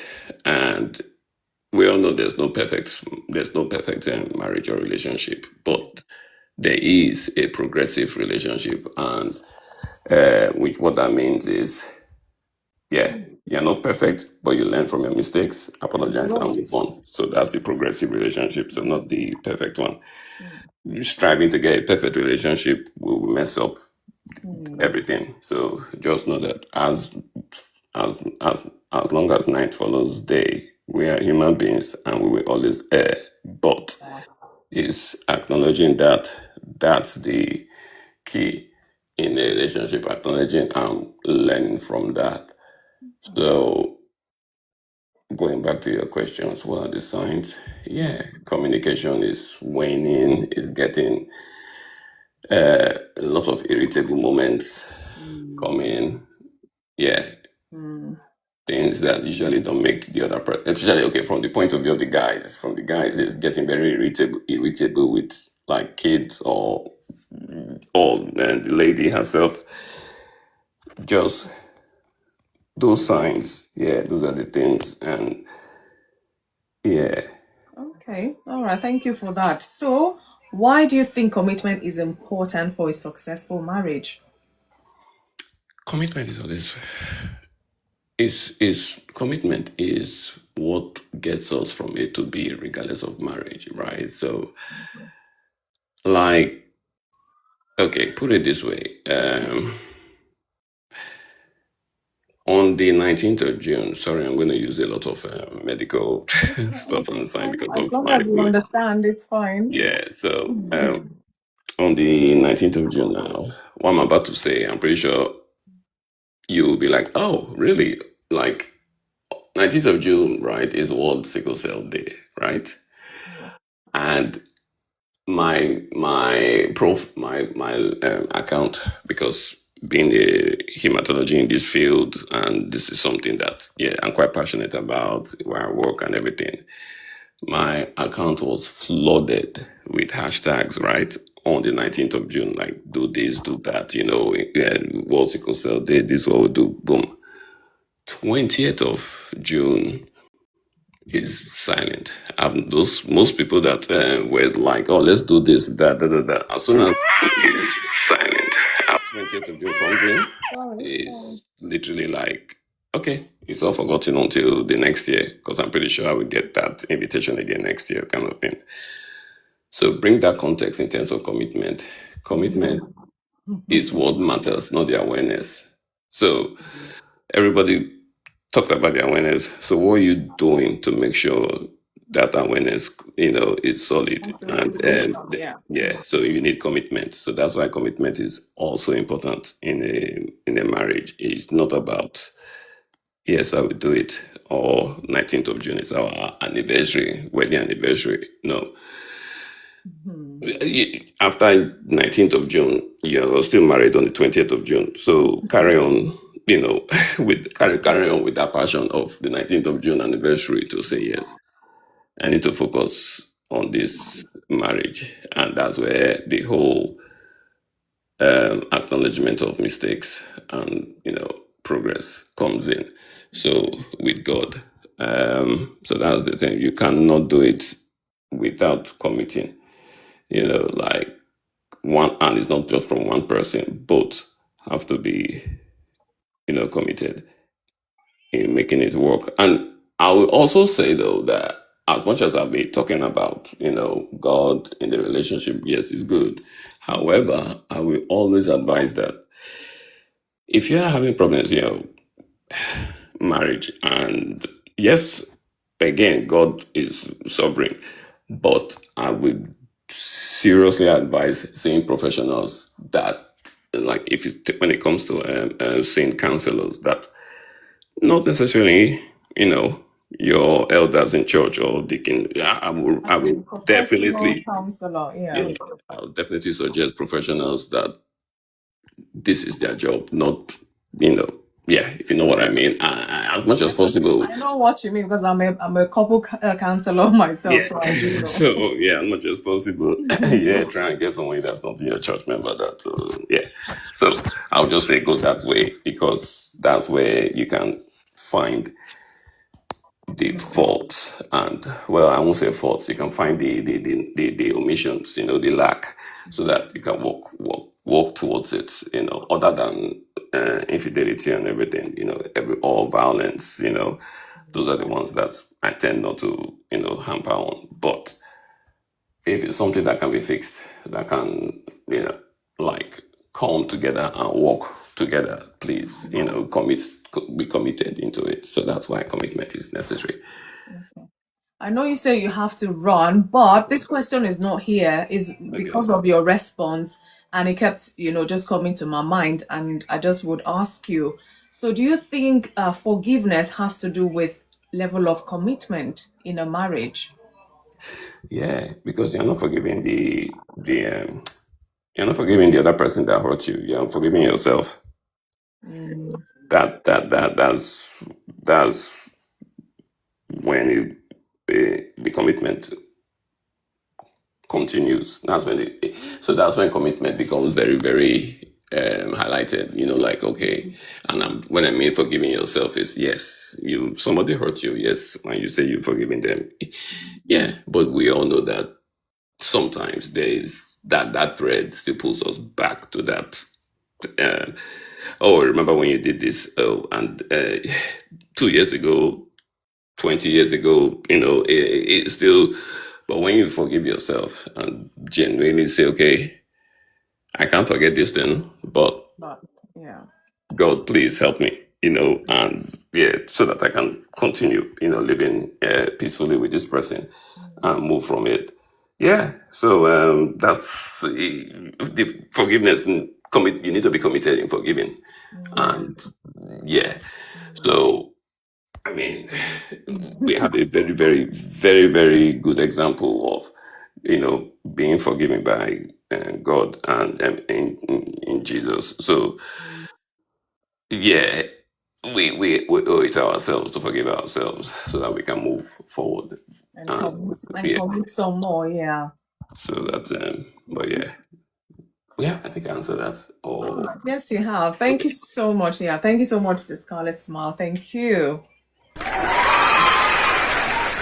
And thank you for stopping by. I do appreciate, even if you have to drop off now, at least we've heard your views. Yeah, no worries. About it. Around a little bit because the other guys will give me a text when they're here, but no problem. I'm listening.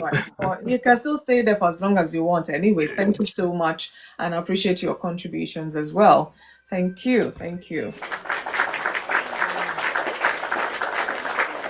I know, Debbie, you're just coming in. However, good evening. You are welcome. So I'm going to start posting my tongue twister so that you can start, practicing, because we're going to do it sharp tonight so that we can go and rest. I know we still have work tomorrow. Let me start scribbling. So Debbie, good evening. Hey, this lateness today, I don't know which chapter of the book to write it to. How are you? You mean me? Yes, I mean, you're the only Debbie in the box. You mean me? You're the only Debbie in my box, so. You don't know the condition of the country. Please tell us. You don't know your commitment to everywhere is hot. Oh, so it's knowing where I am. That's why I am here. It's because of the commitment. I don't know. If you were not committed at all, you wouldn't even show. Is that what you're saying? But all the same. Because even my phone is hot. I hope you're drinking water. Everybody keep hydrating yourself, oh please. Not just with anything. In fact, drink water is the best now, I'm telling you. Too much, what is it called? I don't know. Well, yeah. Drink water. That's much I would say. How are you? Apart from the heat. I'm fine. Wow. You are doing well. I was hearing a baby cry. I say, did Debbie adopt a baby? I don't understand what's happening. Commitment. Oh, it's part of commitment. What did you say? Why is the network breaking? I was hearing a baby cry. I was thinking, did Debbie decide to go and adopt a baby, or what's happening? Can you hear me? Okay.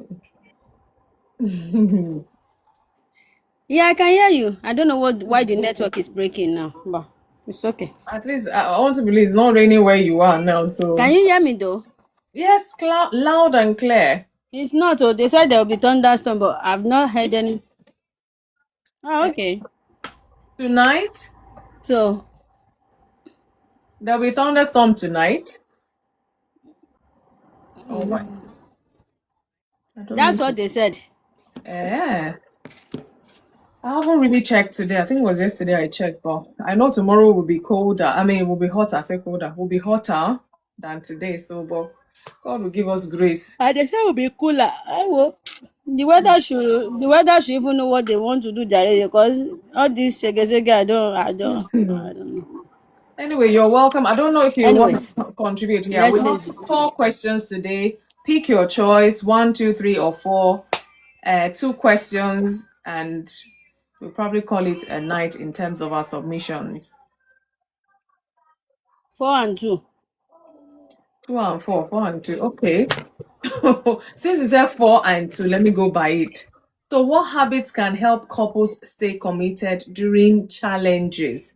Because sometimes it's easy to commit when there's no challenge, everybody, but then when challenges comes and we still want to remain committed, what habits do we need to imbibe? What habits do we need to exhibit?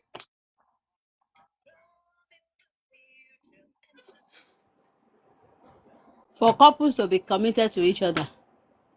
Okay. Yeah. Is that what you mean? During challenging times. Not Is just that what you mean by the question? yeah, exactly. Not just during rosy times.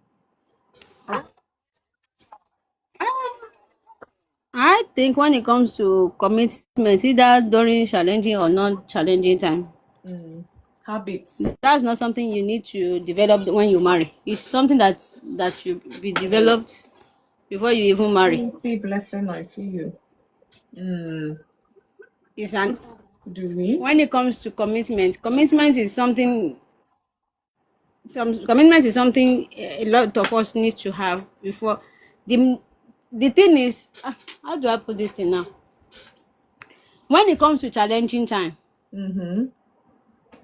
until trial comes, you don't know if you are even committed to yourself, not to talk of committed to your partner. Well, That's why I said it's something you should have. It's an habit or a behavior you should have developed even before you marry your partner, because sometimes when the challenges want to come, it doesn't even inform anybody that I'm coming from January to December. There will be challenges. No, but what do we need to develop to go through it?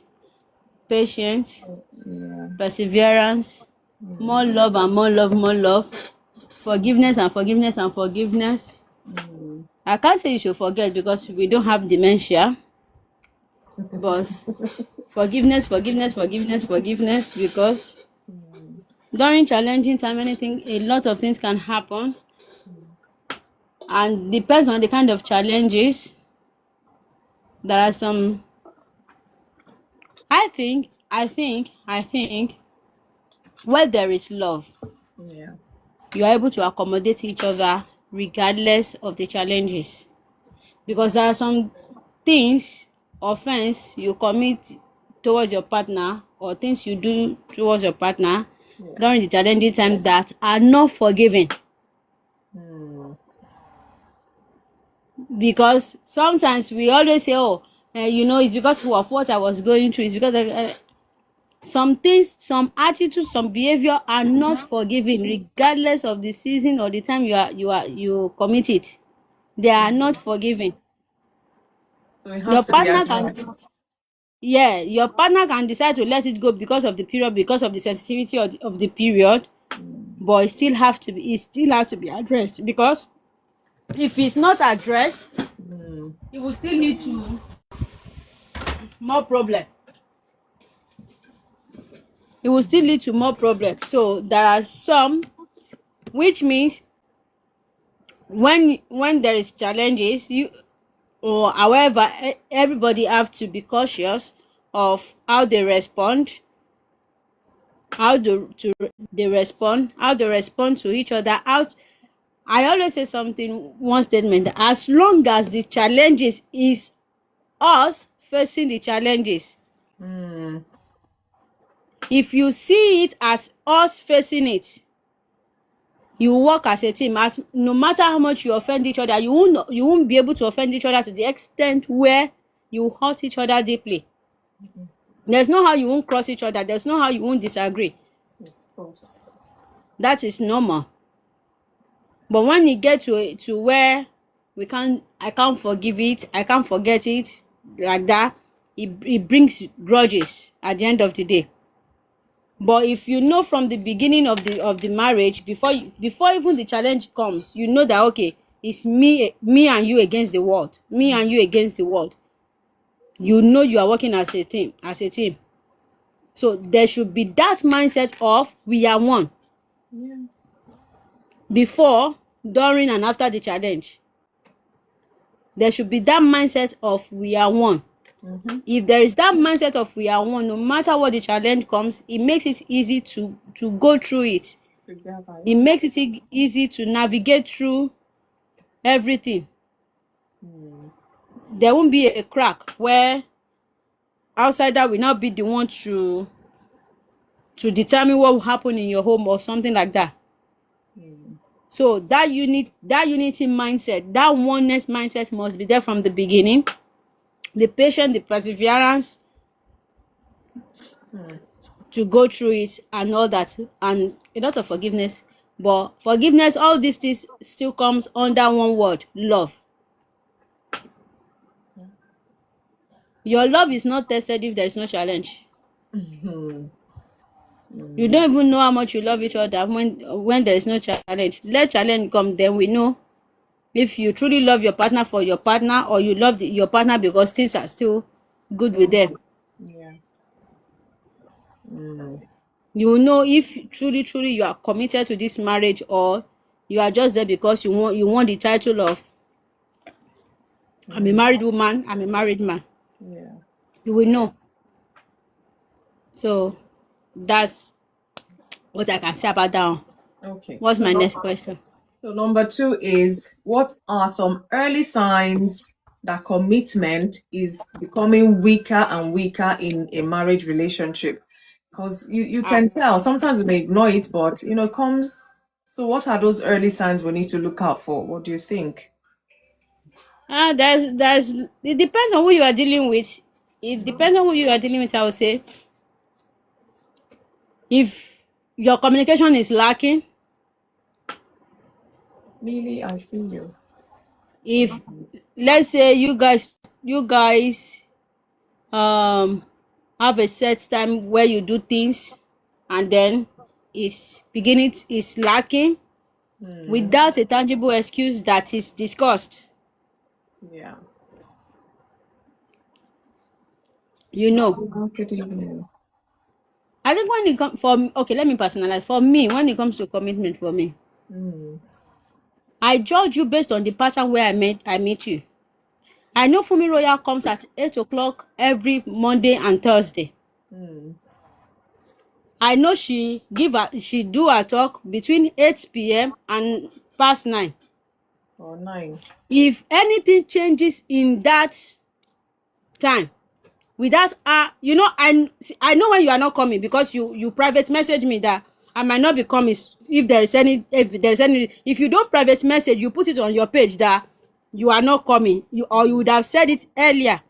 If let now say you will not be coming, you didn't say it beforehand, you didn't say it on that day, you didn't private message me, I know that FunmiRoyal on inside is already, that's how it's already going the other way.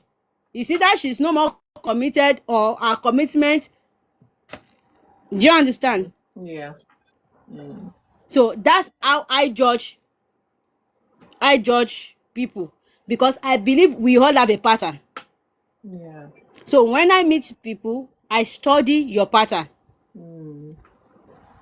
You wake up in the morning, you call me. When you are on break, you call me. When you finish work, you call me. You message me once in a while when you are at work. I know when you are going somewhere, but for some reason, after 2 years of marriage, you wake up in the morning, you just wake up, you go to the bedroom, and you go out without saying good morning. During your break time, you didn't even talk to me till you come back home. I know something is wrong. That's why you need to study who you are dealing with. Know who you are dealing with. That way you will know if something is changing. Sometimes they are changing without them even knowing. Yeah. And if you don't address it earlier, you won't even know if they are changing intentionally or Unconsciously. something is happening to them. Yeah. So when it comes to commitment, you just need to study the pattern of that person, that you will know if something is going on, if there's something to be addressed. So you will know if the commitment is already wavering. You will know.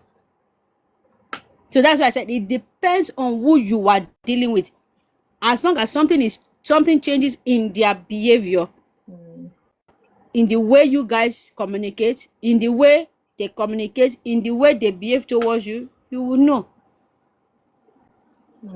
True. So I can't say this is the sign you should look for. But I can say know who you are dealing with, know their pattern. So that you will know, yeah, when some things are changing. Know their pattern, then you'll be able to tell what because all these changes you are talking about, they don't come like they come gradually. They don't come like, oh, they just change. It's just a little gap there, little gap there, little gap there. And if you are not careful, by the time you open your eyes, there is already 5 meters between you two. Tell me how you want to pull it together.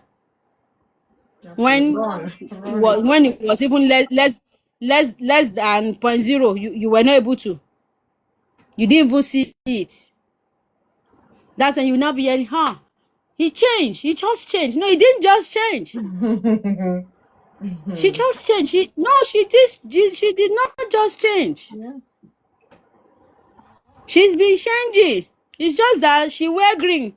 She wear green today. She wear lemon green. She's still wearing the same shade, the same green. It's just that different shades of green. But if you recognize what their pattern is, if you are conscious of, see, I will say it and I will say it again. Marriage is beautiful. Marriage is beautiful. But as much as we put a lot of commitment into our daily life, into our work and our career, we don't put that much into marriage. And that marriage is what can ruin or even enhance what you have built. Yeah. We don't put, a lot of us, we know our time when it comes to work. We know what we have to do between this and that. We did that between that. But your partner, you don't study your partner. You don't study who you are dealing with. You don't study, this person, okay. He sleeps early. He's a early sleeper. But for some reason, he's not been sleeping early. You can't tell that something is wrong. You should be able to tell. So it's not something that is, I can't say, this is the early sign you see. No, it's just once you study the part, it's like a child. Let's say like your child. You already know their routine, but for some reason that child is not behaving how you expected. Something will tell you something is wrong. This life we are living is the same thing in different aspects of our lives. It's just that we chose to ignore some and embrace some.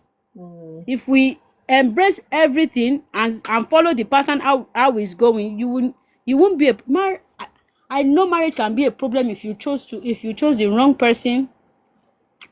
If the person that was right became wrong in the long run.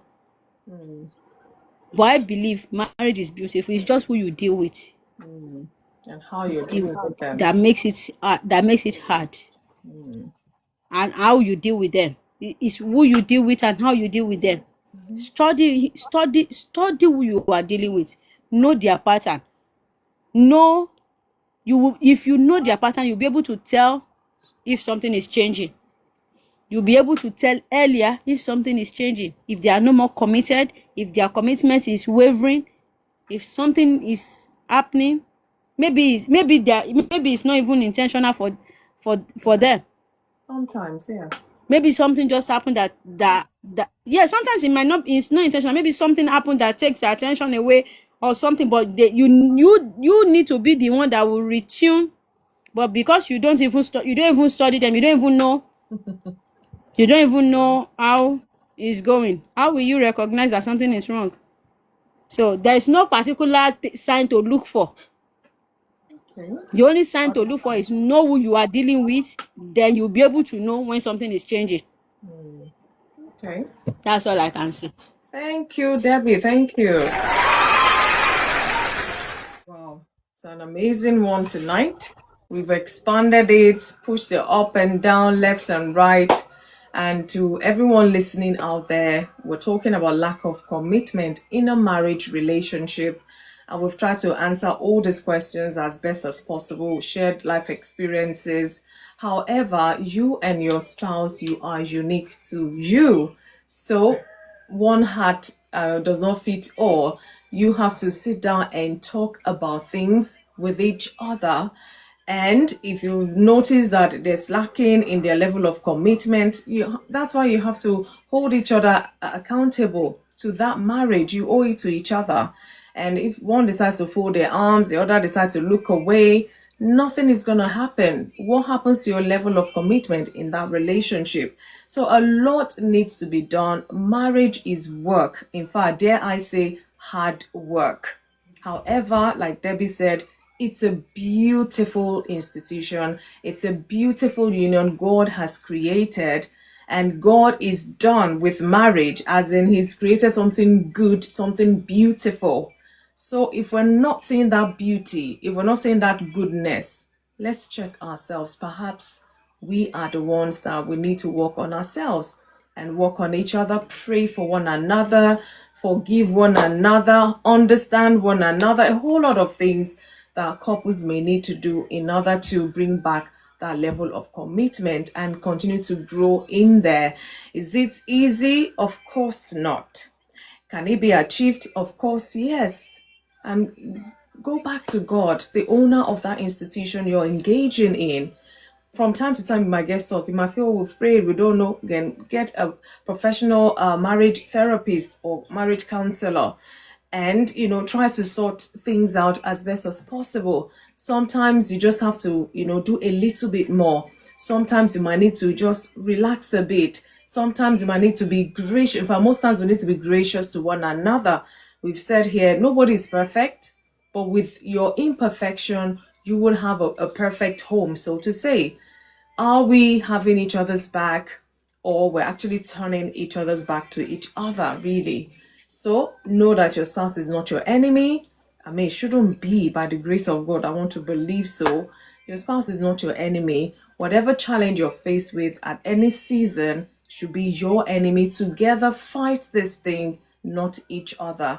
And I pray God will continue to give us the wisdom, the grace, the strength to remain committed to our spouses in our relationship, or whatever relationship you even find yourself.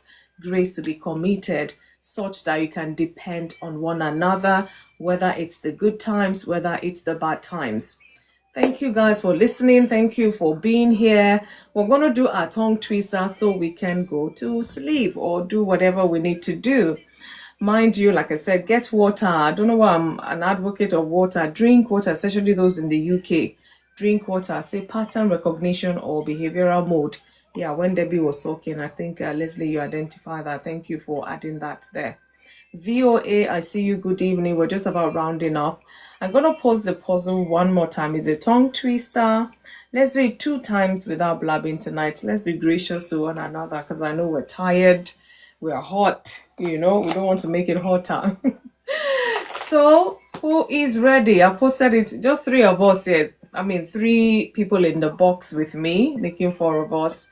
We can do this at least two trials so that we can go and sleep a bit. Yes. Marriage-minded men and women make mature, meaningful marriage commitments. And if you actually look at that, it has to do with what we've been talking about today. So marriage-minded, are we marriage-minded, men and women, husband and wife? And if we are, this brings some sort of maturity already, and then we can actually build a meaningful, committed marriage. Honestly, God helping us. Your network is misbehaving, Debbie. You bet. Let your finger misbehave and touch that microphone, please. Thank you. Thank you. So, Leslie, are you ready? Elder Ken, there's only 3 of you in the box, so nobody can escape this one. Your network is misbehaving. That's why it keeps repeating it. Millie, you're back. Good evening, Millie.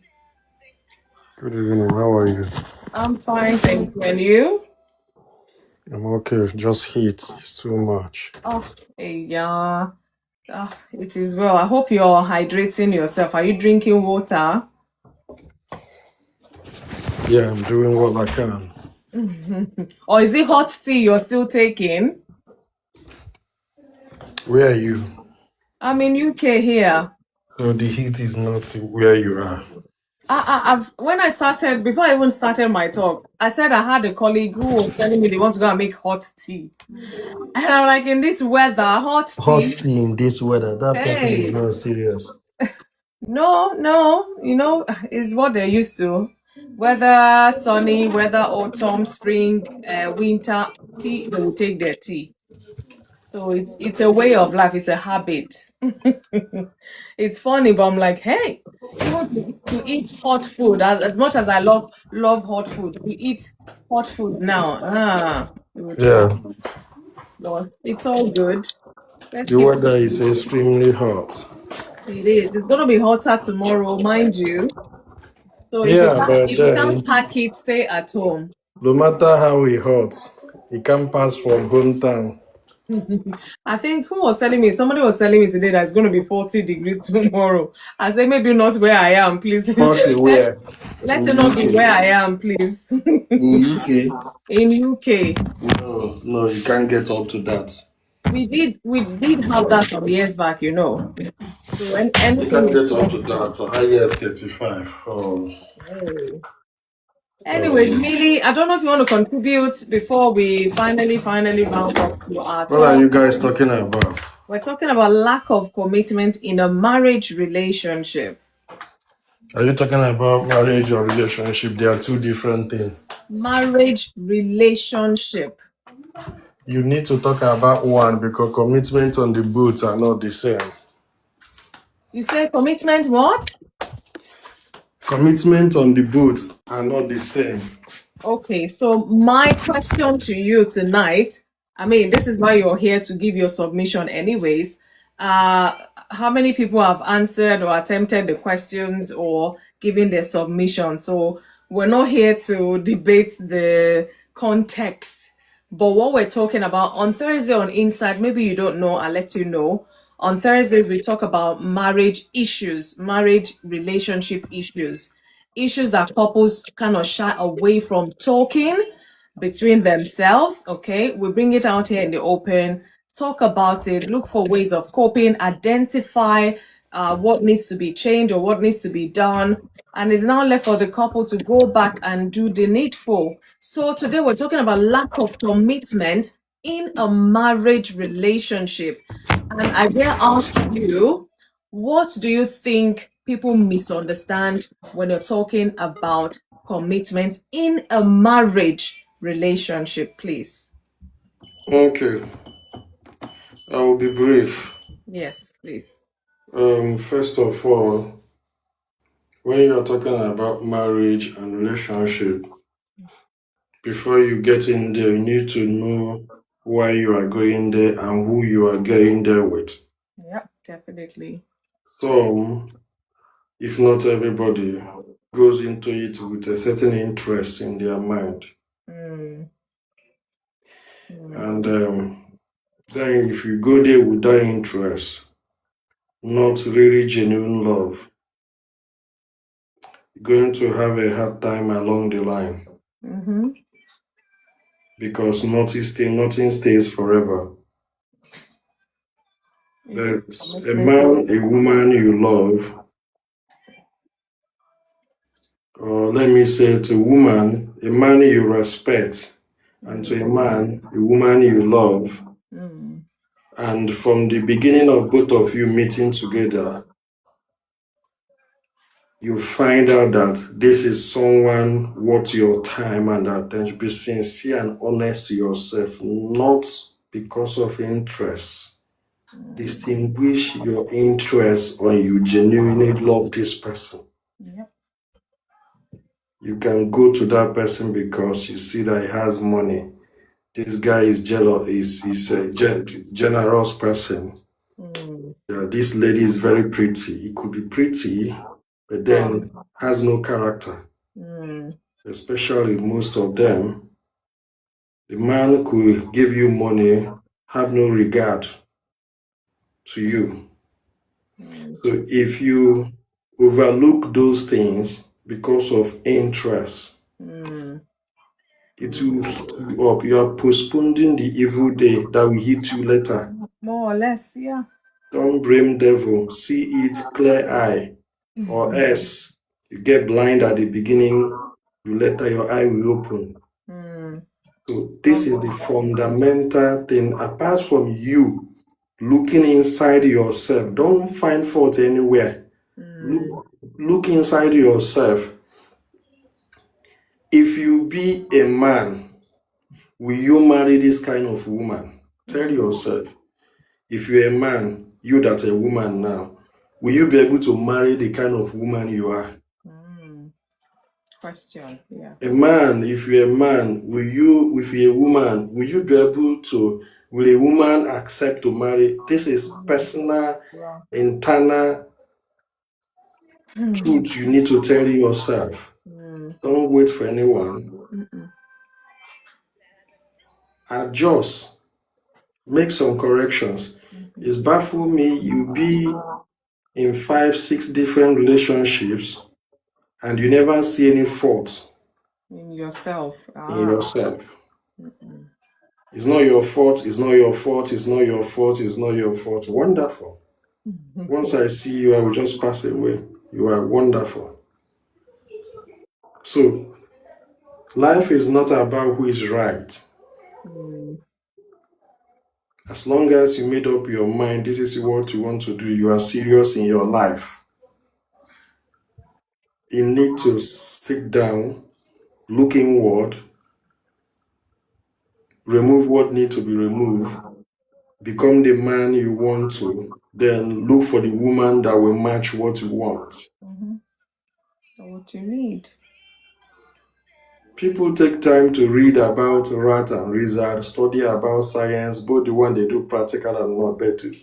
Read no single book about marriage, relationship, friendship, listen to message or seminar, nothing. They jump into it, is feeling, is sex, is this and that. After all those things, fantasy, in the morning, your eye will open. You see the reality. When both of you have the taste of the fruits, and then the fire or whatever that is inside of you will go down, and then the release of the music you now begin to understand the release of the music. So it's lack of not telling yourself the truth that results so many people going into so many issues. And then lack of you yourself, you know that your character is bad. You are doing nothing about it. You blame everybody that come around you. If you can't tell yourself the truth, nobody will tell you can tell you a truth in this life. You'll be looking at those people that they don't like you. But if you tell yourself the truth, God, I'm not doing well. I do lie too much. Tell yourself the truth. Struggle. It's a habit. Find a way to adjust, to correct it. Personally, before someone tell you, do that job by yourself. Yeah. When you do that job by yourself, it saves you a lot of fight issues and fight. As I said, we're not fighting for right. You're fighting for your peace of mind, for do what is right. Now, when you become something, you know that you have become something you want to be, fine. You be at the point to look for who has the same energy with you. You decide that before you go into that marriage or relationship. If you didn't decide it, it will still work like the other ones. Because you need to decide it. And when you decide and find someone that genuinely you can respect in his presence and in his absence, and someone you can love despite what, that is where commitment comes in. You put a commitment, I see you. whether you're expecting anything or not. You intentionally and willingly sacrifice, do things, whether you are getting a response or not. It's just a matter of time.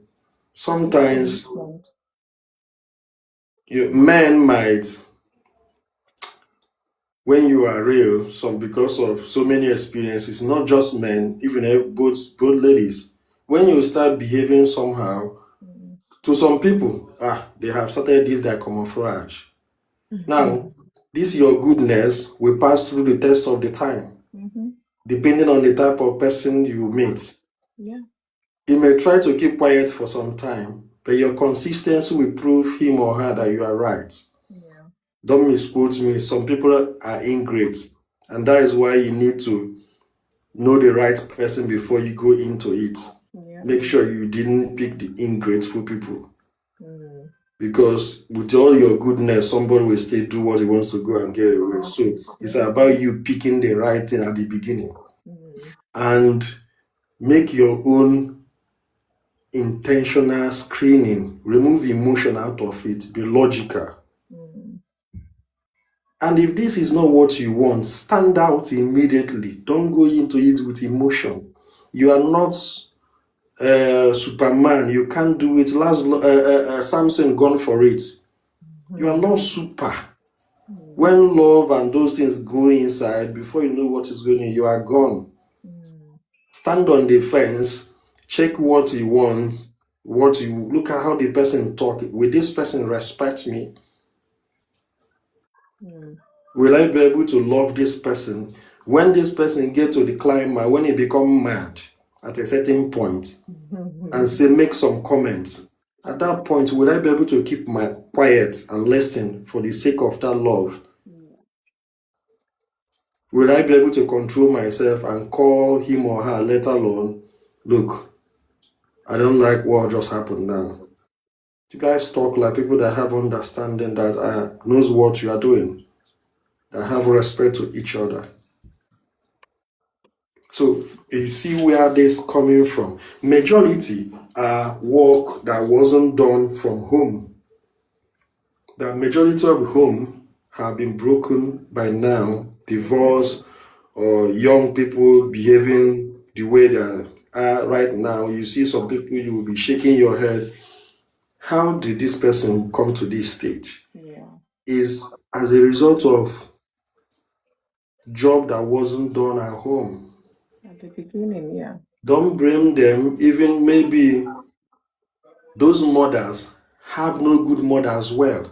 And that's how evil spread. When an evil begot an evil, that child begot another evil, and it continues unless there is God along the line send help that interjects that line and pick. That is why you see out of the family one who looks like it's totally different.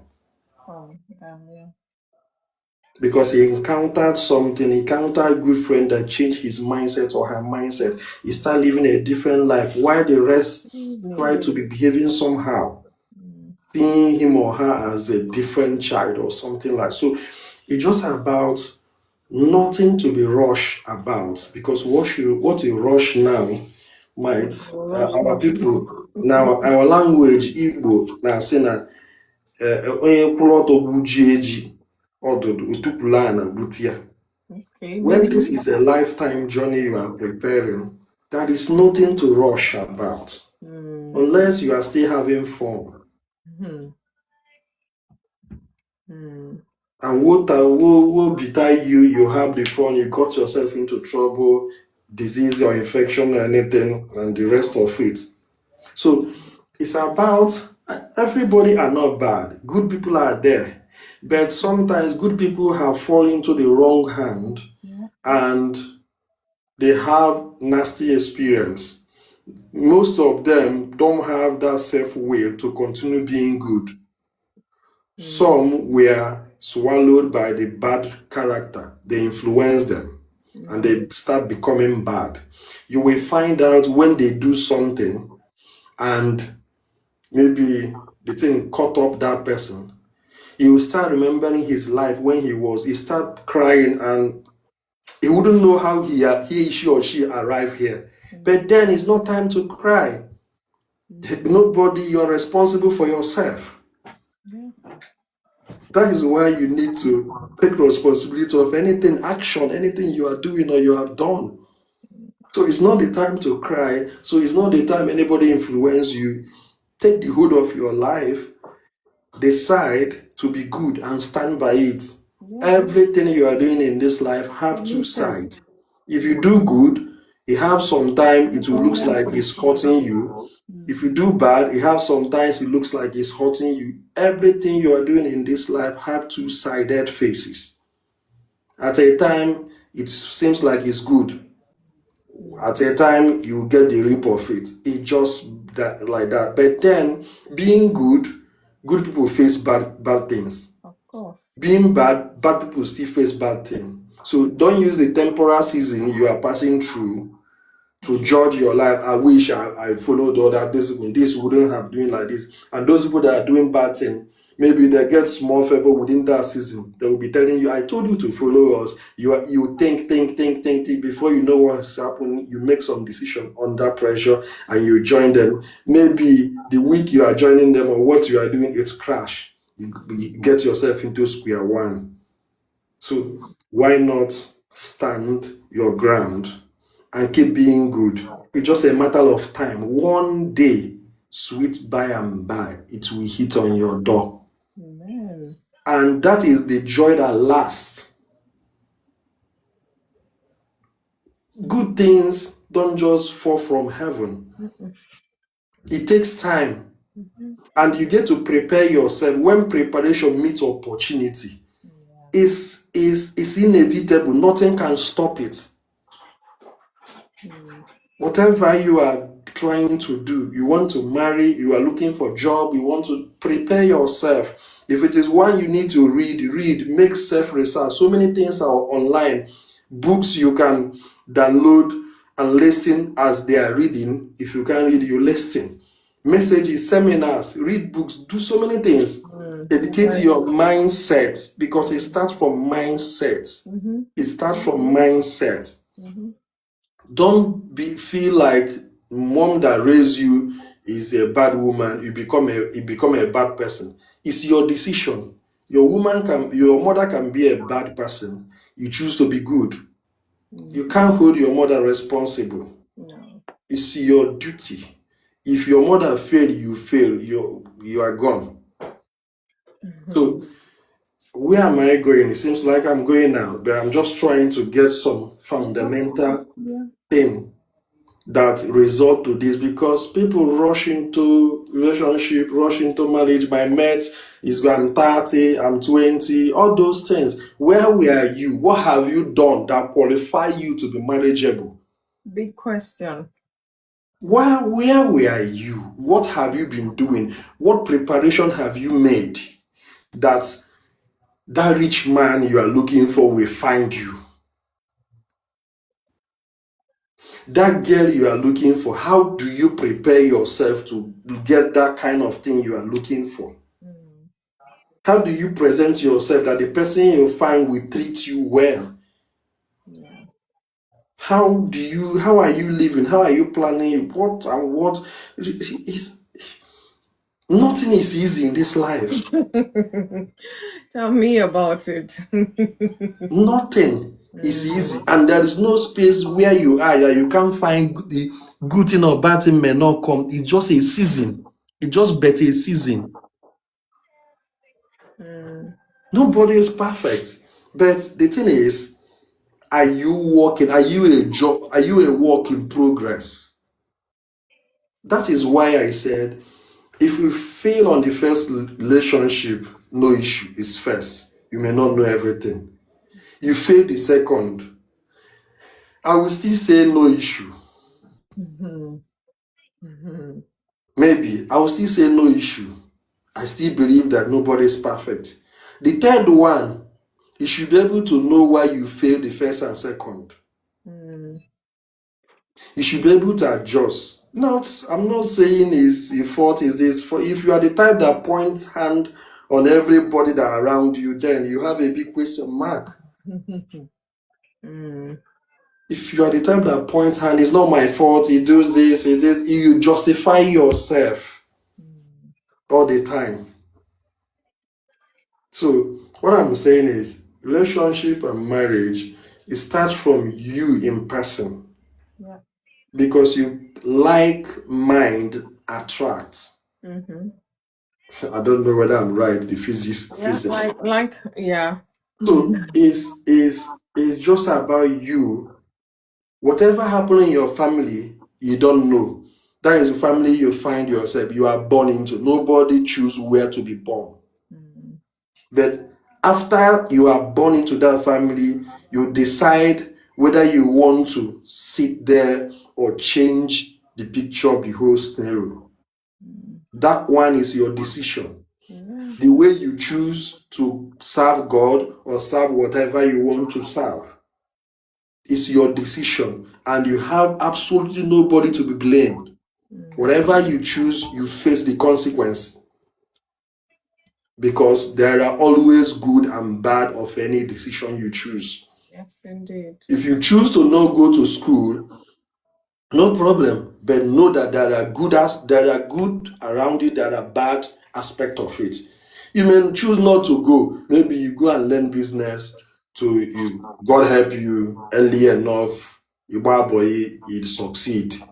But then that education aspect, whenever you feel the pain in Igahakwa school. So you take this decision. So when those things are coming, it's not the time to break down. It's time to say, yes, I did this because of you walk, you adjust. Some might go night school, some might do so many things to cover up those space, to be able to control, because you can't read, you can't write, you can't do some certain things, and your business, how will you control it? You get devour what you have and the rest. So all these things, it starts from you. Indeed. Now, family have a certain percentage. If you are lucky, I will say lucky, because nobody chooses to a family to be born. If you are lucky, your mom or your dad help to train you, show you the way to follow. Like most of us, when you are born, you see some people say they're born into Christian home. Some will say they are born them into Muslim home. Some they're saying they're born into this is where you find yourself. Then when you rise and see the world and see that I'm already in the world, Nigeria, wonderful, okay, fine. You start, remember, along the line you are meeting people, friends, good and bad and ugly. Every human being in this life know what is good and know what is bad. It is what you choose. Nobody tell me that I don't know. You choose what you want because of one reason or the other. Some choose not to be committed, even though they're in that relationship. Yes, some come in there, as I said, have interest, different interests. Why they come into that relationship, and they won't tell you, they will lie, giving you fake laugh, giving you fake affection. Now it's your work to spot it earlier enough before you go deep. And cut it off. Save yourself the energy and the strength and the time. What it doesn't worth it after how many years it crash.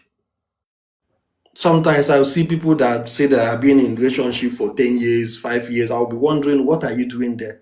Are you are you married already? You're counting number of married years you are. Like, I didn't get it. What will you be doing in whole 1 year? 1 year round, for instance, for the whole 1 year, you don't know, you have not been able to decide whether what this woman, which mission this woman is in my life for, or the man, what exactly this man in my life, what is his mission, without not asking him such question. Right. You have been with him, you have been with her. You should be able to analyze what exactly is going on. Because this person have treated you, I extend it to 1 year. The way he treats you, the way you guys have conversation, do you have meaningful conversation, or just about club, smoke? Is it about sex all the time? What meaningful conversation? Do you guys plan about? Do you have future at all? Do you have a dream that this man want to support you? It's not owing you any dime. Don't be entitled of anything, whether he has the money or not. You prove yourself to end that thing. Whatever he has, don't be entitlement. Is your boyfriend? You are entitled to give me money to make my hair and the blah blah. They break your hand. Thank you, Millie. I'm looking at the time, so maybe you can round up in like a minute, so that we Okay, can fine. Finally, Finally, I repeat what I said at the beginning. I'm just submitting my opinion. I know. Thank you. Really appreciate that. Thank you. I'm just submitting my opinion. Yeah. If marriage starts from home, where you are born, the home training, the character, what the lady see, the way the mother is treating the father, it learns from there. And if the mother is not shunning the kids, putting them into praise, not interfering my husband, let them to know that this is your father, this is my husband, is my leader. How they see you treat your husband is the way most of them will reciprocate outside there when they got married. So it just start from home, and then all those negative energy, negative things you learn or you learn, whether good or bad, the rest of it is you deciding who you want to be. Change yourself. No wait anybody. Nobody is not going to do it. Nobody, you know anybody responsible. Do it by yourself and take your life. Take the error, take the mistake, fall, rise up, clean yourself, move forward. Now who fall, lie down, and ain't give up. I surrender. Thank you, sir. Wow. In fact, you've said so many thought-provoking, submissions there. Especially the single people who are in a relationship, who are still trying to find themselves. There's so many things Millie have said that you really need to pay attention to when you're talking about this commitment. You should have an inclination, however long you've decided to date each other, to know that, is this person going to be committed to you? Are they even committed in that dating stage? Let alone when you're not courting, you say, okay, you want to marry them. How are they committed to the things that has to do with you? How are you committed to the things that has to do with them? So you've said a lot of things for those aspiring to actually go into that marriage relationship. So commitment is very key, very important. If you feel whilst you're dating them for 6 months, a year, you don't feel the level of commitment, talk about it with them. And if they're still trying to go sideways, in and out, it just tells you one thing: they're not ready to be committed. And you can't force somebody to be committed to you, because they might pretend that they're committed to you and they get what they want. The next thing is the back of them you will see. So you don't want to go through that emotional torture, that mental torture. Open your eyes. Debbie says, shine your eyes. Guys, especially those dating, before you eventually enter into that marriage relationship. I tell you, some people are so corny in their ways. They will pretend to the very last. And the minute they say, I do, you come together. You just say a totally different person altogether. And you'll be wondering, you've been with them for this long. How did they manage to hide this, You need to be wise. You need to pray about things. Even if they are, pretending or lying, let God open your eyes to see. There will be clues here and there. So you need wisdom to be able to fish that out before you commit to such a relationship. So thank you so much, Millie, for even expanding it to that level. Really appreciate your contribution.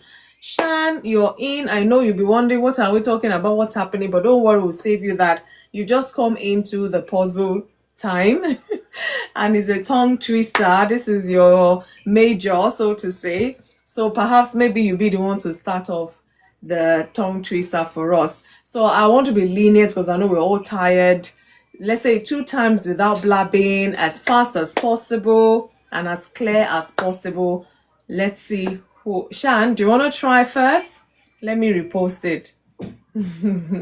And good evening to you. I hope you're keeping well. Happy Thursday, Shan. So we're going to say this 2 times without blabbing, as fast as possible, as clear as possible. Marriage-minded men and women make mature, meaningful marriage commitments. Marriage-minded men and women make mature, meaningful marriage commitments. As simple as that can be or sound. Let's see who wants to go first. Guys, we only have 5 minutes for all of us to do this. So let's let's be sharp about it. Thank you so much. I really appreciate everyone's contribution so far. Those who have dropped off, thank you all so much for contributing to Insight today. And I pray to those who are listening, you've picked so many things that you need to work on. You know, if it's prayer, you need to pray. If it's the work, you have to put in, ask for grace, you know, to be able to put in the adequate work such that you can be committed to that relationship yet again, or marriage relationship yet again. Thank you all so much for your contribution. So who's ready? Who is ready? Shan, are you ready? Do you want to go for it? Leslie, you were here when I posted it the first time. Even Debbie. Millie, you can try. This is what we do just to kind of laugh. After the serious talk, we'll laugh a bit and call it a night. Elder Kenneth, we're waiting for you.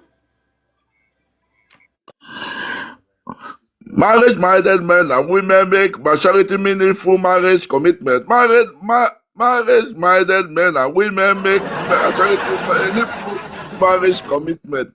Marriage-minded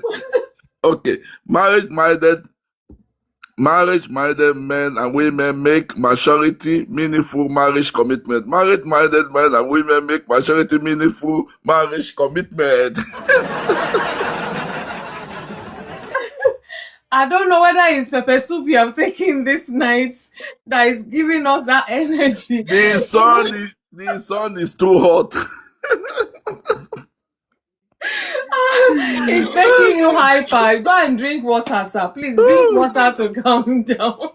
Maturity or mature, I don't know. Okay, marriage-minded make men and women maturity meaningful marriage committed. Marriage-minded men and women make maturity meaningful marriage committed. Let me give you 2 ice creams so you can cool down. That's as far as I can help you with this night. Thank you. Yeah, thank you. Oh my goodness. I can't even laugh, oh please. Thank you. Well done, Elder Kenneth. Thank you for maturity. Millie, you want to try? Go for it, Debbie.